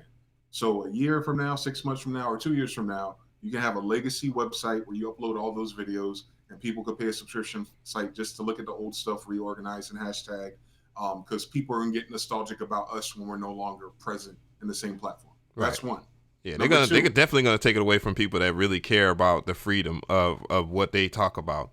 Like, I think they're just gonna take it out because it's gonna get corny soon. Yeah. So it was just like rapmusic.com. As soon as Chase Cash, Phoenix, Hit Boy, and some of those other dudes left, and the weirdos came in and started doing the same thing, and it wasn't quite the same because the music didn't sound the same. Everyone else left. It's gonna be the same thing. What happened with Twitter and its waves? Instagram's experiencing it right now. Like when that happens for YouTube, that's when you're going to monetize.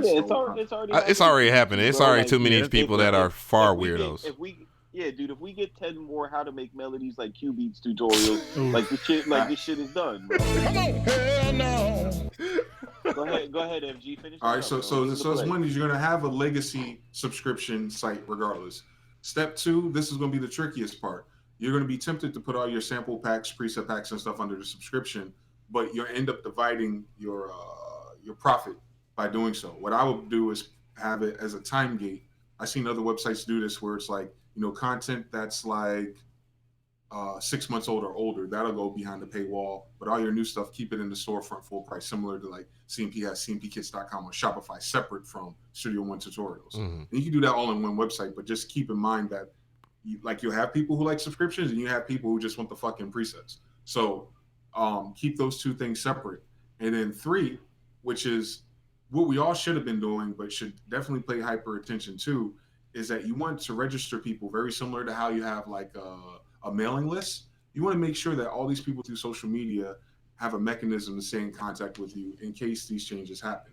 Like I go through my old email list sometimes to import them in Instagram and see all these people that I used to be friends with. And I was like, damn, I didn't even add you on social media. I forgot who you were. So you got to keep up with your database. And we're all going to go in that direction because what I think is going to happen is that they're going to split up YouTube and these paid streaming services are going to replace it.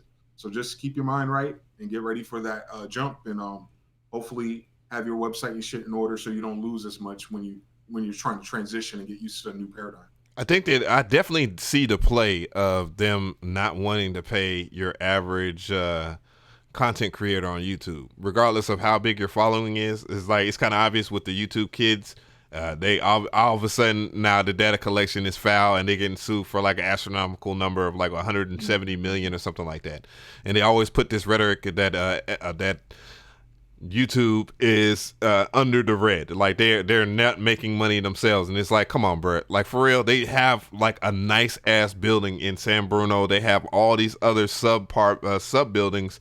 They also are tied in with these corporations. These corporations are paying them top dollar, and yet they're still under the red. Like, that just makes me think like, this is more of an excuse for them not to pay content creators that do come up with great content that are just not getting the stupid numbers because we're not playing the numbers game, which I think if we did do the SM Zeus, but we did SM Zeus or Fame View and stuff like that, like a lot of the other channels are doing, it would make sense. What's the other one called? Fame Views. That's the one that I actually met them, like their actual face at freaking Revolt. Like they was like, yeah, we're a digital distribution company, blah blah blah. Man, I like your channel and I think it's dope, but damn, you only got like 1,000 and something views on this this tutorial about how to make X sound or whatever the sound that I made for this preset pack. And I was like, yeah, that's fine, because I want to judge my audience and see who's getting what and all that. I don't want my shit to be fake just for the sake of doing it. He's like, nah, man, you just don't understand. And when he broke it down, he's like, dude, like, they're allowing you to you can get into the recommendations faster and get in and get higher placed in. I was like, over the Lil Baby and all them. I was like, yeah, like, you can have your video first and we can put that first. I'm like, what? I was like, dog, but only if you pay like such and such a package deal. And I'm like, yeah. I was like, dude. But I was like, he's like, yeah, but and then the first thing, you know, as my face broke down in front of him, I'm like, nigga, like, I'm not about to give you no bread for this. But he's like, man, such and such is doing it. And, you know, but he mentioned a few people that were doing it. you know the guys that are more important to us. You know the guys that are more important, bro, quote unquote. No, but here's the thing, Gav. When you say those things, you break those systems, bro. Dude, SM Zeus doesn't work anymore. Yeah, that's facts. Yeah, bro, that shit doesn't work anymore. They delete the views real fast, and that's because you threw us the alley-oop and we set that shit on fire, bro. And then and then BusyWorks went and talked about it, and they fucking patched that bitch, bro. What? Dude, SM Zeus is patched, bro. I made sure SM Zeus worked. I bought me some Twitter followers. It went from like 2 or 3 days. It worked, and then on the 4th day, they took all them shits back. They still they don't do the whole get like a bajillion retweets by eggs thing no more. Like I don't even know.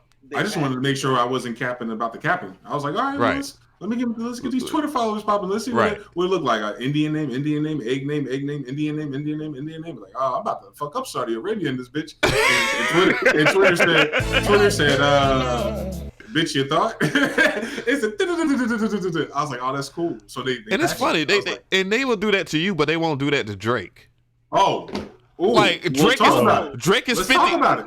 What? Y'all niggas are shocked that this nigga has 50% fake views? Fake followers? They just know they have a different SM Zeus. What? Yeah, they have their own. Yeah, because the labels, because what it is, and I know we are a little off topic from what we were talking about, but this is real talk. Because the labels have these companies, like, there's reasons why you see Vivo videos of people that put out stuff and they're quote unquote independent, or if they're not independent, they get like almost 1 million views in a day. It's because these companies use the exact same tactics. Now, I mean, it's obvious that these guys are like, come on, man, 1 million views on a song that you didn't know about a day ago. Come on, bruh.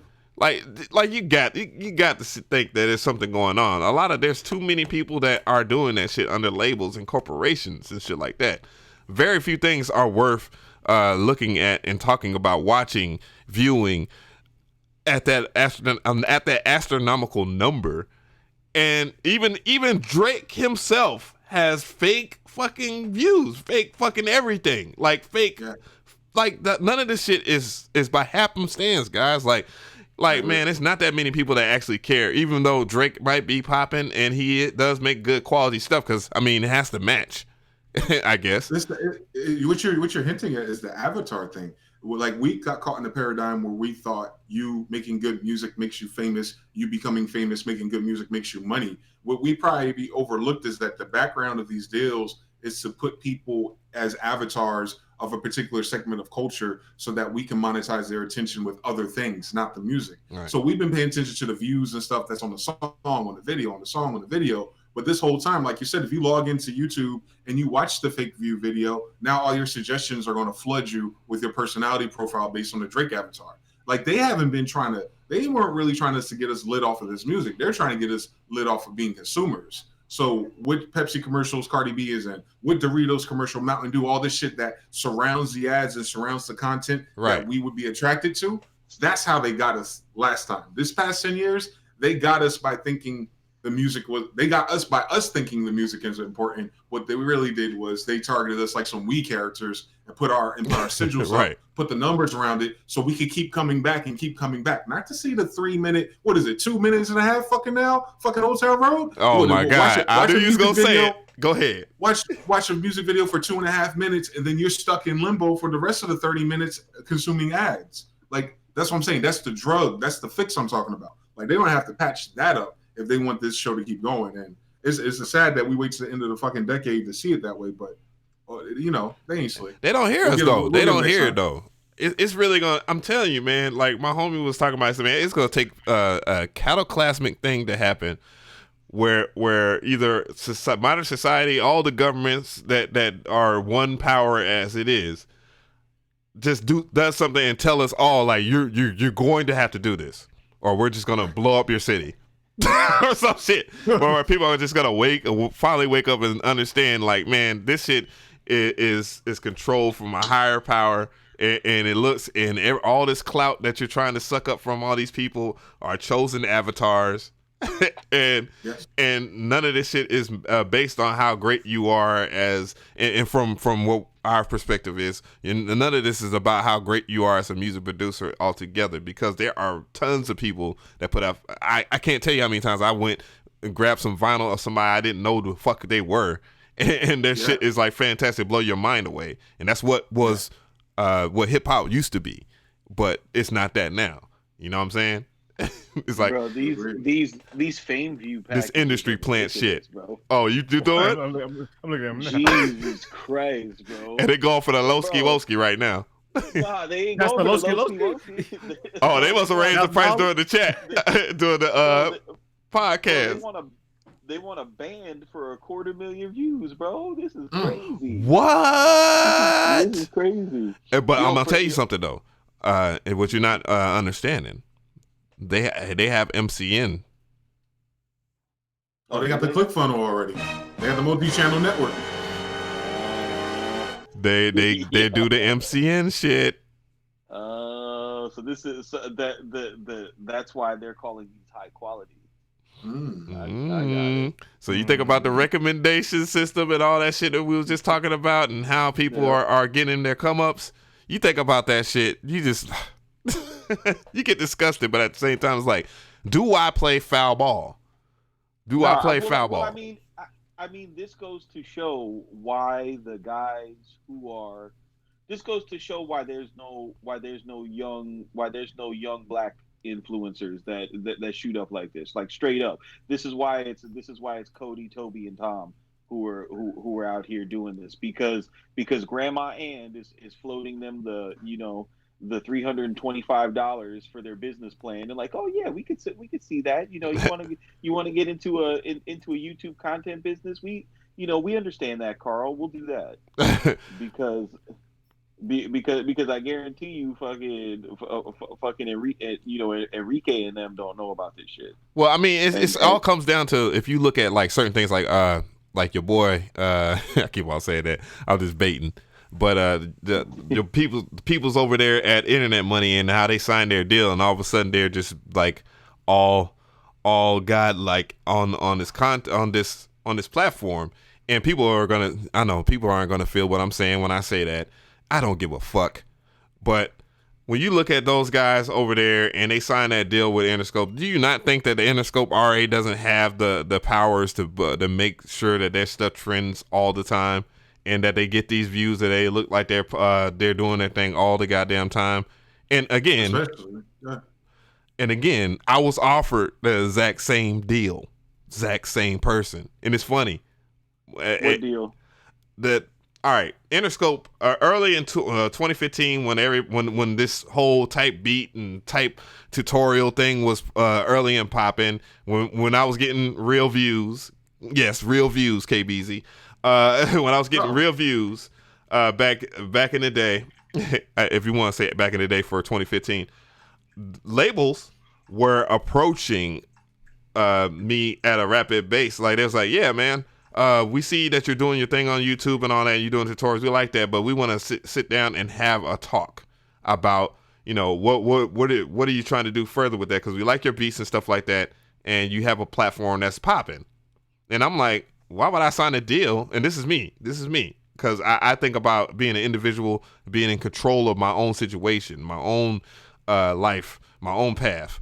I was like, why would I do that? Sign a deal with y'all and then have to do whatever y'all takes or promote whatever artists that y'all have when I can go and do this thing on my own. Like I can do, obviously it's effective. So why would I do that? and then all of a sudden I hear about the internet money deal. And I'm like, okay. And then I saw who there was aligned with. Mind you, that they're signed to another nigga that signed Internet Money, Alamo, then Interscope. So they actually have an independent label. They're independent label signed to an independent label that has the connections to the major label, and that's normal. That's just normal, anyways. Like that's been normal like that in the industry. Like you have the people that have already been groomed, and then their job is to groom you because they only have the rights of passage to put you onto those people. And then when you're fully groomed and down with the program, and I don't say that just as like, I literally say down with a program. Like once you're fully programmed, then you are going to be up there with that label because they understand that you are not going to refute. Makes sense. Makes sense. Gotcha. He's in a deal within a deal. I know exactly what you mean. But, you know, I mean, they were trying it. They were trying to figure out who was going to take the bait because they knew they were going to run the numbers up and dominate that space, especially when Iveen started working with Google and YouTube. So, no surprise there. Yeah. It is what it is. Speaking of which, let's man, we've been on this topic for a minute, and it's been good because I think a lot of good information came out of that. We're going to go, I know we was going to talk about the iPhone, but we already talked about the iPhone and the significance of it as far as the things beyond the technology itself, because that's just one of the things. YesJulz and Twitter. Oh, early this week, spicy stuff, really spicy. Early this week, YesJulz jumped on Twitter and she had something to say about a group called Earth Gang. Earth Gang is a group that is a part of Atlantic Records, and they somehow, in some shape or form, she jumps out to. As far as the thing I had to restart the stream, bro. They cut me off again off of that spicy talk, man. Oh shit! It was at this moment that he knew he fucked up. So we go into YesJulz. She makes a tweet, and I got the tweet right here. So the tweet says, Earth Gang is like Outkast of this generation, only with two Andres. Andre 3000, so I'm here for it. And don't fucking at me. So we got clickbait here. We got clickbait, and, we know how this went. 573 retweets, and I actually believe that was legit. Like, that was legit numbers. 2.8K likes, which I never understood the whole like thing on if I like your comment, I will like it. You know what I'm saying? Like, I'm not. This is something I wouldn't like. So I guess that I would look at that as 2.8 thousand people that agree with that or whatever. So, we go down and we stroll down. You see people that post this shit, and we got Joe Buttons and all this. I gotta be careful about whatever. But a lot of people disagree with her. But there are people that actually agree with her as far as Big Boy not being the man at all. Like Andre 3000 just being so much better than Big Boy, which I'll weigh in on that last. But of course, Big Boy responded, and damn, I don't have it, so it doesn't matter. But of course, Big Boy responded, and he said, "Yeah, I heard this white bitch was talking about me, but whatever." And he had new music too. My thought, I guess personally, I just go ahead and go to Craft Master because I want you to weigh in on this. Okay, so I was a little when I was first seeing everything, I was a little confused as to what the outrage was to begin with, right? Like first whenever anybody makes an Outkast comparison, I instantly reject it. Outkast is one of those things from the 90s that is era. You can't duplicate it. It's irreplaceable, and there is nothing like it. It was a mark of a new time, definitely, because they was rocking when all the New York niggas was rocking, And when all the West Coast cats were rocking, there was some solid albums that came out that year. I mean, what was it? Did Raekwon drop his first album at that same time? I think it was either Ghostface had dropped his legendary album. Nah, okay, so we'll go through it because I'm good on the history. Even though you're the Atlanta guy, like, bro, they came out when Wu-Tang was doing their wave, right? When they were dropping all the solo albums. So they came out. I think it was '94. They dropped Southern Playalistic. That was Purple Tape era. Then they came back again in 1996, and I was actually in Atlanta when that happened. That was amazing. That was when that was when Nas did If I Ruled the World and everything like that. Then they came out again during Jay-Z Hard Knock Lifetime. You know what I mean? Ooh, Illmatic came out when Southern Playalistic came out. Ooh, Above the Rim soundtrack. Oh my God. Yeah. Fugees. Yeah. Like, they had serious competition, and the thing about Outkast, regardless of who came out around them, is their sound was always so different from what everyone else was doing, but it was very relevant to what was going on in the culture, right? It wasn't just different for the sake of being different. What they talked about was relevant to, and it was universal to any. It was crazy because it was universal to the street, and it was universal to the suburbs too, which was something that was weird back then. And that's why when they came out, they went platinum. The second album went double platinum. The third album went triple platinum. Yeah. The fourth album. Spoiler: Outkast never went less than platinum. Yeah, and their fifth went diamond. But the thing about it is as the group went on growing, there became like a consensus that Andre was a little bit more well known for his rapping. People just liked his verses better. He got more verses of the month in the Source. He was more renowned, and with any group it's like that. Like Prodigy was the lyricist out of Mobb Deep. You know what I mean? Like every group, you're gonna have the fans pivot on one. So Andre was the fan favorite. But what pissed everybody off about what YesJulz said was that it was perceived as her saying that Big Boy didn't matter. This is Outkast without Big Boy, and that's where you got us all fucked up. That's how you just gave a red flag to the hip hop community that you don't know what in the whole fuck you were talking about, because while yes, I was there and a super fan. While yes, it was a general fan consensus that if we had to pick one, we would say that Andre, was the better rapper. You would have to put our gun to our head and say, yo, you have to pick one. You see what I'm saying? We would not want that group with just two Andres, because if it was the group with just two Andres, we would have got the Singing Roses version of Andre, which we tolerate. You know what I mean? We tolerate. We need, the version without Big Boy, you don't get songs like Slump. Without Big Boy, you don't get songs like Gangsta Shit. The thing that made Outkast amazing was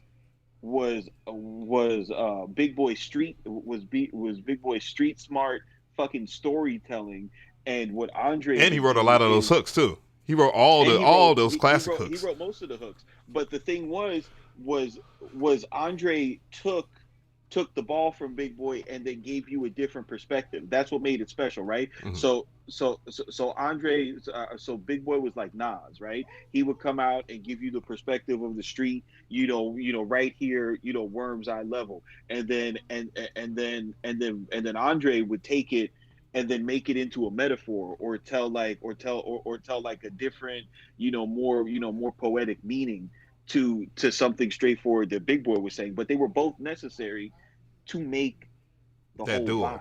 Right. Like, so, that's the thing that I didn't like. But yeah, go ahead. Yes. So if you tell me that Earth Gang is two Andres, I don't want to fucking listen to that. You know what I mean? That just sounds like some wild unhinged cornball shit, bro. Like I don't need that. What do you guys think? MG, let's go. Oh man, YesJulz has been getting in trouble for a long time, and I think what the opportunistic thing about why it trended is because of previous beef she had with Joe Budden when she was on Murder Mook's podcast that no one knew about. Oh my Basically, God. Oh no. Murder Mook and this other dude from New York had a podcast. They invited YesJulz on, and she said some unflattering things or alluded to unflattering things and kind of threw Joe and all these people under the bus. So I think it's just the Joe Budden hive really drummed up the attention from YesJulz on that hot take. And then, of course, Twitter got a bunch of pick-me's and me-toos to just copy and paste and think they're part of a bigger conversation just to add on to it. I honestly, based on some of the replies that I saw and some of the deep dives I saw, I don't think people actually thought about what the hell they were saying. I don't think you get Outkast without either one or the other. But I think it's smart marketing for Earth Gang, because people tell me all the time, man, Earth Gang's been out for a while. So maybe they aligned with the devil proverbially to get this kind of traction up so that people can pay attention to this release. That's organic marketing, instead of it just looking like an ad, you just get a quote unquote influencer to say some off the wall shit to click on your shit, man. So if they did that, that's even cornier to me though. So I don't know. I try to stay out of it. Yeah. That was the nail on the head from everybody. That was the nail on the head, Mr.Different. Let's go. Man, I've been disconnected from Twitter, so this is the first time I hear about this. But just hearing y'all talk about it, I haven't heard much Earth Gang like that, so I don't really listen to all the new stuff like that too much. I just stay away from it. But yeah, I don't think you can really compare them to Outkast. In the 90s, I was still young. I was like, what? I was a kid. I was a kid, right. But my dad used to always listen to Outkast. He always ride Outkast, and I used to I love Outkast so much, but I never knew why. But I guess because, like I said, they're just so different, and they stood out from everything else that was out there. Right. And I don't think that Earth Gang even came close to that just yet. I don't know. Actually, I don't listen to much of stuff. At first, it's pretty decent, is what it is. I mean, I'm not saying they're bad or anything. I know somebody gonna twist my words and be like, "Oh, it's different. Think Earth Gang suck," But nah, that's what I'm saying. But I'm thinking that they still got a long time to go before they become even remotely to the ankles of what Outkast have paved the way for all the stuff they've done. Because I say they truly made a sound. You know what I'm saying? They invented a sound that is gonna stand the test of time. You can still listen to Outkast old stuff today and still bump the fuck out that shit and rap to it no matter what. So I mean, I don't think Earth Gang is nowhere near that yet. So even like pretending to compare them or playing around just to get a response to that no at me bullshit, you shouldn't have did it. You should just never did it. You can't even really do that. Yeah, that was definitely bait. That was definitely bait. Don't at me was a solidified part of that. Yeah, so that's just bullshit. But yeah, I mean, it's what it is. Like I said, I don't think nobody can compare to Outkast right now. It's not. All right. So let me go ahead and put my 2 cents in on this, because definitely I'm very, very close to the brothers over there in the Dungeon family. Definitely, if I was to be a fan of anybody, it would be hard not to be a fan of the Dungeon family altogether collectively. Mind you, that for this generation, if Future isn't too old for you guys now, Future is a part of the Dungeon family. Before he was Future, he was called Meathead, and he was a part of a group called The Connect. So that just lets you know where I stand as far as history with Outkast, organized noise, all that. Like every working part I have met from the camp, like whatnot. So the thing that really bothered me about the YesJulz comment, and it bothered a lot of people within the camp a little bit, was the fact that she not only just saying 2 Andre 3000s is the quote unquote the upper echelons. Mind you, that she shouldn't have an opinion anyways. But the reality of it is, Outkast is not just Big Boy and Andre. I mean, it's like practically the entire Dungeon family, but they was put to the forefront, obviously, to make sense of the group. Like it is. Outkast definitely wouldn't be the same even without the backdrop of the music when it comes to the organized noise, Mr. DJ, the Dungeon Family, Goody Mob, just all those parts are immovable parts of what happened, especially with the Southern Playalistic album. Mind you, if I was to show you again, guys, this album was competing against the hardest albums. You got hard to earn. That's Gangstar. My bad. I was about to say you had the Fugees, Illmatic. All right. You had the Above the Rim soundtrack, Smoking Fire, and I still have my copy of that joint. Jeru the Damager, the Beastie Boys, Ill Communication for those suburban guys out there. But that Beastie Boy album was actually good, for real. Man, you had a lot of good songs out there, and I'm missing stuff. I'm missing good songs, good albums, and all that. And yeah, Common's Resurrection. OC, that's a name you ain't heard. Notorious B.I.G. Oh my God, man. Yeah, keep going down that list. Should I? Appreciate that sub. But what else came out just in particular? So she actually, me personally, with YesJulz, I take her for what it is. Like, I'm not really stunting a chick that just is out here. She's taking a picture with athletes, that want to co-sign her and empower her for whatever reason. That's their business. If LeBron James wants to take pictures with her and give her this amount of clout, brother, go ahead. I don't know what your agenda is here, but just to give y'all guys a comparison, Illmatic came out that year. When Outkast came out, Notorious B.I.G.'s Ready to Die. Damn, they have Outkast as number 3. Holy shit, that says a lot, man. That really does. That really does says a lot about their legacy. OC World Word Life. Oh my God, this was a classic year, bro. Jeru the Damager again. These are albums that you young guys should actually listen to for real. Pete Rock and CL Smooth. Y'all ask me why I don't go far into disrespecting Pete Rock. This is why. Common Sense. When the original Common. Oh my God. Scarface the Diary. Holy shit. Bruh, I would not have wanted to come out with my music in this year. Organized Confusion. Oh my God. The Grave Diggers. Oh my goodness, bro. Like, do y'all get the big picture is what I'm trying to say. Like, for YesJulz to sit there and disrespect the culture like that. The culture she rarely misunderstands, because I'm pretty sure that she doesn't have a good roundabout about it. She's just partaking in it because she has a fat ass, and people just don't want you to go and say some shit like that. You know what I'm saying? Because we supposed to do this respect and, Me Too and all that shit. No, I don't give a fuck about none of that. I don't give a fuck about none of that. Oh God. Because first of all, when you lead with your sexuality first, that is by all means disrespectful to yourself. That's disrespectful to yourself when you lead with your sexuality first. Yeah. That's not saying, oh well, as soon as you see my sweet ass and you walk in, I'm gonna have something intelligent and bright to say. No. Because if men was to lead with our sexuality, we was to walk around with our dicks out of our pants, somebody would have something to say. Matter of fact, we get treated differently.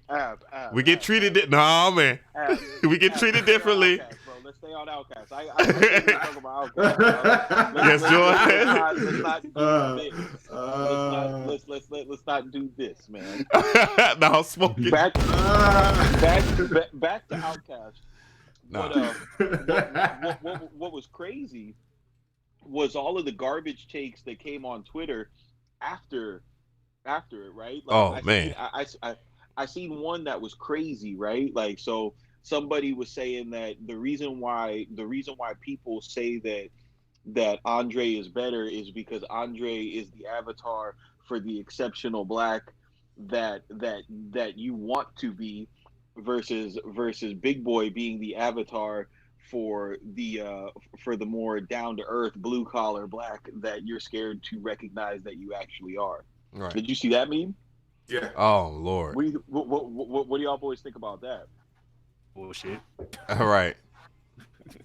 Right. That's LGBT Twitter dividing up black and masculinity and stuff like that. So I don't participate in it. I see it though. I see it as a meme. I see like all their hot takes is about pivoting black men against each other, and it's really wild. Yeah, I mean, they put the black woman before the police. Put the black woman before us. If you had the police to come to your goddamn house, I promise you they'll ask for the black woman before they ask for the black man, just because they know of how society has bred us to be like. And the black woman doesn't understand that. Like they are trying to demeanor the black man and put us under the rock. But yeah, it's gold. Black girls rock this, black sisters that. They're doing them wrong and all that. Now, true enough, and I'm speaking this 100% without a doubt. Black men got to do better. We got to do better, and it starts with us doing better for ourselves and take care of ourselves. Therefore, we can take care of our whole entire family once we understand how to take care of ourselves. But when you look at any other culture, and I'm talking about race as in seed. Because that's what race means, seed, and the man carries the seed. The man is put first in every damn culture. Every damn culture except for the black culture. But they don't see the fault in that. Go ahead, man. I'm sorry. Nah, you're good. I understand where I know where you're going down that road. I'm not gonna go that far down the road, but I will suffice it to say this: that particular faction who enjoys doing that in a social and a banter type of way where they're having fun, it's like the pick me people. They just do it just to do it. They are creating that illusion and that magic spell and make people feel like that. And you look like what they're really trying to say is that Andre 3000's the more approachable one, right? Or more androgynous, for lack of better words. And basically what they just said is that Earth Gang is two gay dudes. And I don't know why they would voice it that way or why they would use that type of, they're trying to Lil Nas X Surf Gang. And when I see that kind of agenda, besides their music, like if YesJulz would have came out like, yo, this is the dopest song of the year so far, and it was an Earth Gang album, we'd have been like, shut up, YesJulz, but we'll check out the song. Right. But when you start to try to do this subversive sexuality and what a real man is type play to get you to go to the music, then I know it's not about the music. That's that agenda shit, and I stay away from it, bro. Right. Yeah, I mean, you could see it. Like, I just went to Twitter and I went to Ibrahim H's Twitter just to see what his take on it is. And going back to kind of what Av was sensing, he says, personally, I think Earth Gang is incredible, unique, and carving out their own legacy. So he leads by saying like, yo, they're their own thing. Mm-hmm. And then he adds this caveat. But by all means, continue to talk about Earth Gang and Outkast comparisons if it helps people discover the new Earth Gang album, available right now on all streaming platforms. Mm-hmm. So I mean that was it, dude. This is very very transparent, just in your face outrage marketing, and it works for us every single time. It works for us every single time, and it goes back to just our cultural proclivity right now to not go outside and really do anything. All of our activism is done on our phone, just like all of our creation is done on our phone and computer. And I think that's the most interesting point here. Yeah. Right. And somebody in the chat was like, man, don't attack women and stuff like that, man. No other race uplifts women like black men. That's factual. Why I stop, bro, because they're not gonna understand the nuance, dude. Like you're speaking in nuance right now, and we're in people's phones, and all they want to do is argue, is boil it down to stupidness. Yeah, dude. Oh, I'm not engaged in a circle of conversation, man. I just can't. That those days is over with. If I say something, I say it. Stick with it. Even if I might be wrong, I figure that now that people, when you say something and you did wrong or you haven't done the research, and if you stick to it, it becomes true. Yeah. Bars, bro. It becomes Our whole country's true. Being led like that, fam. Right. We got one guy that won't apologize for shit. No, he did wrong.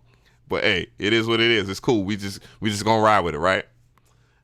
Yeah. Scary hours.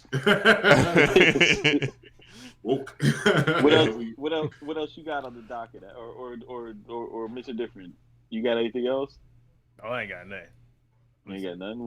What else you got on the docket? Av? We got I think we have questions and answers for the people. Yeah, because there ain't much new stuff. Like we pretty much the iPhone and the Catalina stuff is the new stuff, and we already don't get into the spice. I'm not gonna sit here and talk about the OP1's Rumble Pack. Like, come on, bruh. Like that ain't it. Oh no! Wait! No! You, how dare you, bro? Bro, everybody right now, I need all of y'all. Oh boy! I need everybody to open up a brand new browser tab. Go to FAO Audio and get Av McCree's fucking presets. Oh. His Sublab presets. Get There that we shit go. right now. I got the email the other day. I was like, got it. That's Oh yeah. Appreciate that. I totally forgot about that. I've been waiting because of course I got my plugin from Plugin Boutique, so I gotta wait to get the 1.11 joint or whatever, so I can cover it. Hit the creator up, man. Ask me. He fucks with you. Yeah. I sat there and I'm just waiting until Monday to actually docket it, bring it out. You know, I sat there and wasted that time with that Revolt stuff. But yeah. I remember when you were making that. I was watching you do it. Like, I had my Twitter up. I was watching you do it live. You're like, "Come on, guys, give me a different 808 to give me 808 to clone. I got it. I'm in the zone right now." And everybody kept on sending you songs with the Spins 808.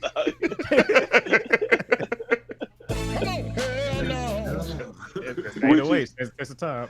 Did you see Spins and Plug actually respond like, "Damn, we're tired of those 808s too. Could you please do something different?"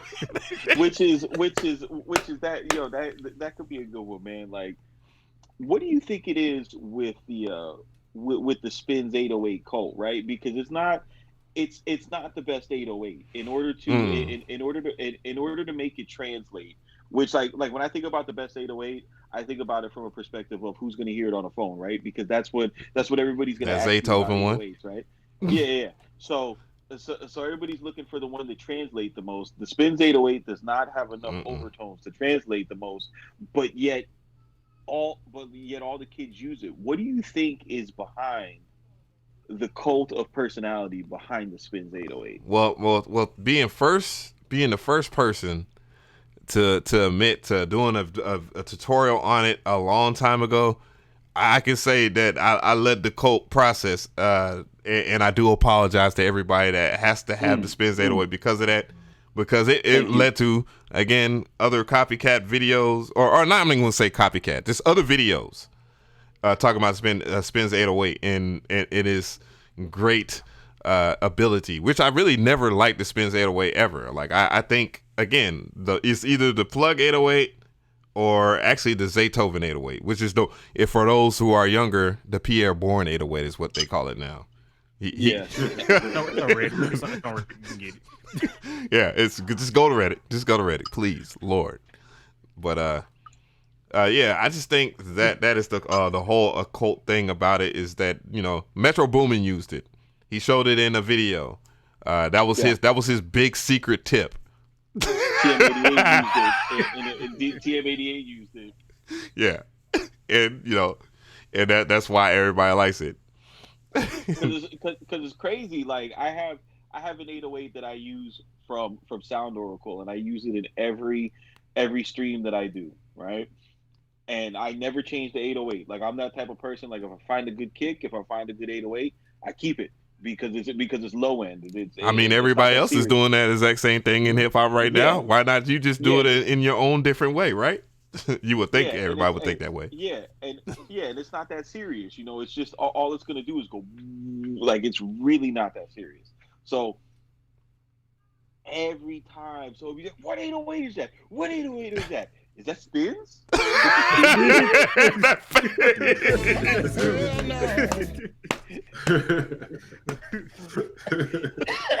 like nah, bro. It's Agna 2 from goddamn 808 Formula Volume 2.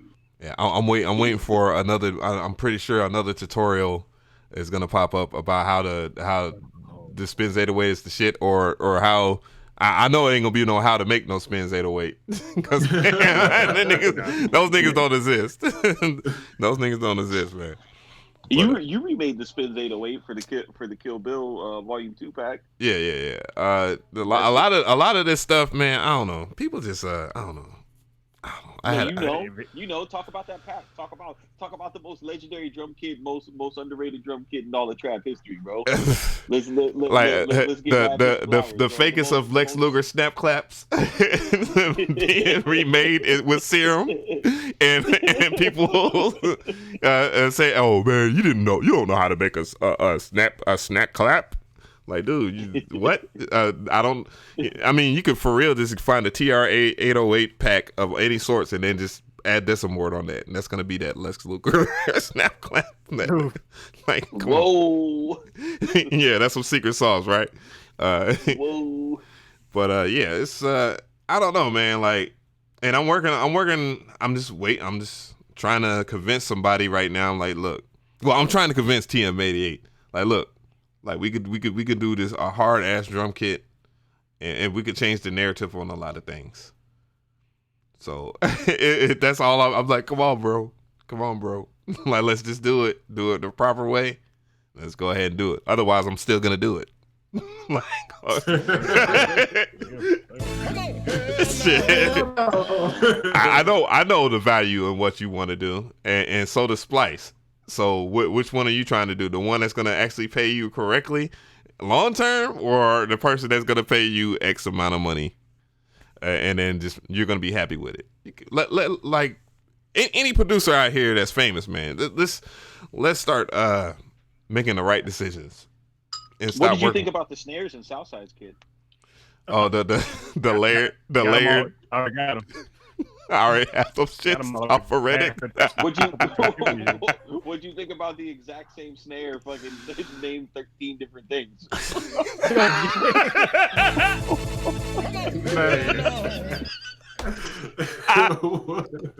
Man, one red form and red went to got him kid. Oh shit. Hey, TM88, fuck with that, bro. Change the culture, bro. Grab your nuts and do something for real, bro. Come on, man. Before everybody come out here with a synthwave album, y'all better do something. Oh man, we haven't even talked enough about how Afrobeat and synthwave is like centrally gonna be replacing the hell out of trap, and the trap rappers are actually hopping on the synthwave and Afrobeat joints right now, like in the factories, in the sweatshops. It's crazy because I thought the synthwave was done, bro. Like I thought that was just a little YouTube fad, bro. Like who's responsible for like bringing that to real urban vocalists, dog? Like who's doing it's that? It's the same old man. You always have the people that always had their ear to what the masses do. Like what's his name, man? I kind of have an issue with him, but I'm gonna go ahead and monetize that motherfucker like he monetizes our music. DJ Snake. DJ Snake is definitely doing that shit, and then Skrillex is also doing that as well. Oh, so them boys are doing it. Yeah. You know, it's the same faces, man. Like they bring shit into when Skrillex brought something that was already popular in Europe over here to the States. And he started doing this thing with dubstep. He became the face of dubstep, and you'll find that again. This the whole Avatar thing, man. This is the whole Avatar thing. Like once somebody does it. Okay, yeah. Ronnie's in the chat saying Stranger Things is a driver to synthwave, but y'all gotta understand. True that. Synthwave was a thing before Stranger Things. Yeah. Before that happened, yeah. Like I remember seeing synthwave shit stuff on YouTube like 2011. I was about to say 2010, 2011ish. Appreciate that sub. Yeah, like that's when that was really popping. Like I seen that, I was like, oh shit, because I love that sound. Like I love like John Carpenter soundtracks and shit like that. He's one of my favorite musicians. So I mean that's why I bought a Prophet. Vangelis. Vangelis. A lot of people don't talk about that cat. Matter of fact, Outkast, Organized Noise sampled Vangelis on the AT Aliens album. They sampled Babylon. Yeah. Secondhand cocaine powder. Yep. That was Vangelis. Into my veins. Yep. All right, that's a free one for you guys because we ain't gotta give y'all all this damn sauce. God damn it. There, I got Vangelis. When I saw Vangelis records, dog, I was like, let me go ahead and get all this. What? $10 for damn 20 records? Okay. You don't know what you got. So wait, synthwave is legit going pop. Like they're really gonna do it. Sweatshop style. Yeah. Mm-hmm. Yeah, that's the factory, man. That's the factory. You're gonna see the same people, like the Jonas Brothers type. What was the avatar for the females? Ariana Grande. Selena Gomez. You're gonna see that. Who else? Miley Cyrus. You're gonna all those people. Billy. No. The new face is what's it? Billie Eilish. Billie Eilish. Yeah. You're gonna see her really have that agenda because you're starting to see her influence, and it's funny because a lot of people say, well, she's a plant. Yeah, and so are all your favorite artists.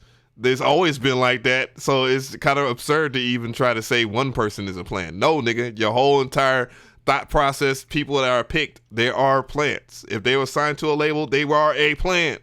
Like they was planted into the industry to make you feel like have a certain feeling, to be relatable. So stop and plant. It's plant. Period. It's a plantation. Damn. She put the plant in plantation. I see you. Bars. God damn. Yo, I don't care. Like I'm here for this, bro. Like synthwave can replace trap. I'm good with it. I love that shit, bro. That shit is awesome. Yeah, I got my packs for that. Hell, but look at the hardware is doing it too, bro. You know, Roland did a whole flagship rollout of some of their Jupiters. That's all synthwave. The new Hydra synth is wavetable synthwave. Yeah, even the technology is going to force you to think that way. Mm-hmm. Yeah, man. Yeah, because I thought because I don't know why. I don't know if it was because like people had already put the packs out or whatever, but I thought this one cycle was done, bro. Mm-hmm. Why do you think that 707 is out, bro? People be step sequencing and doing those arpeggio. I kind of want that shit too. I want to see, because somebody told me that the 101 actually had the 580 sounds too. I don't know how true that is, but the 707 having the sampler and all that stuff, it's just that every content creator that's covered it has been boring, and I can't really get into them sitting through this shit. I'm just sorry. Yeah, I haven't seen them chop a sample yet, and it's bothering me. Yeah, they'll record something and hit the pad, but they don't chop it up. So if it can do that, I'm getting one.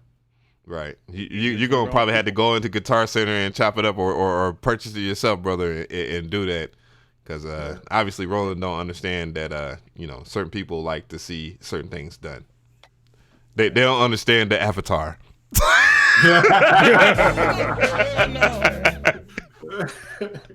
The importance of avatar has not reached Roland yet. Oh my goodness.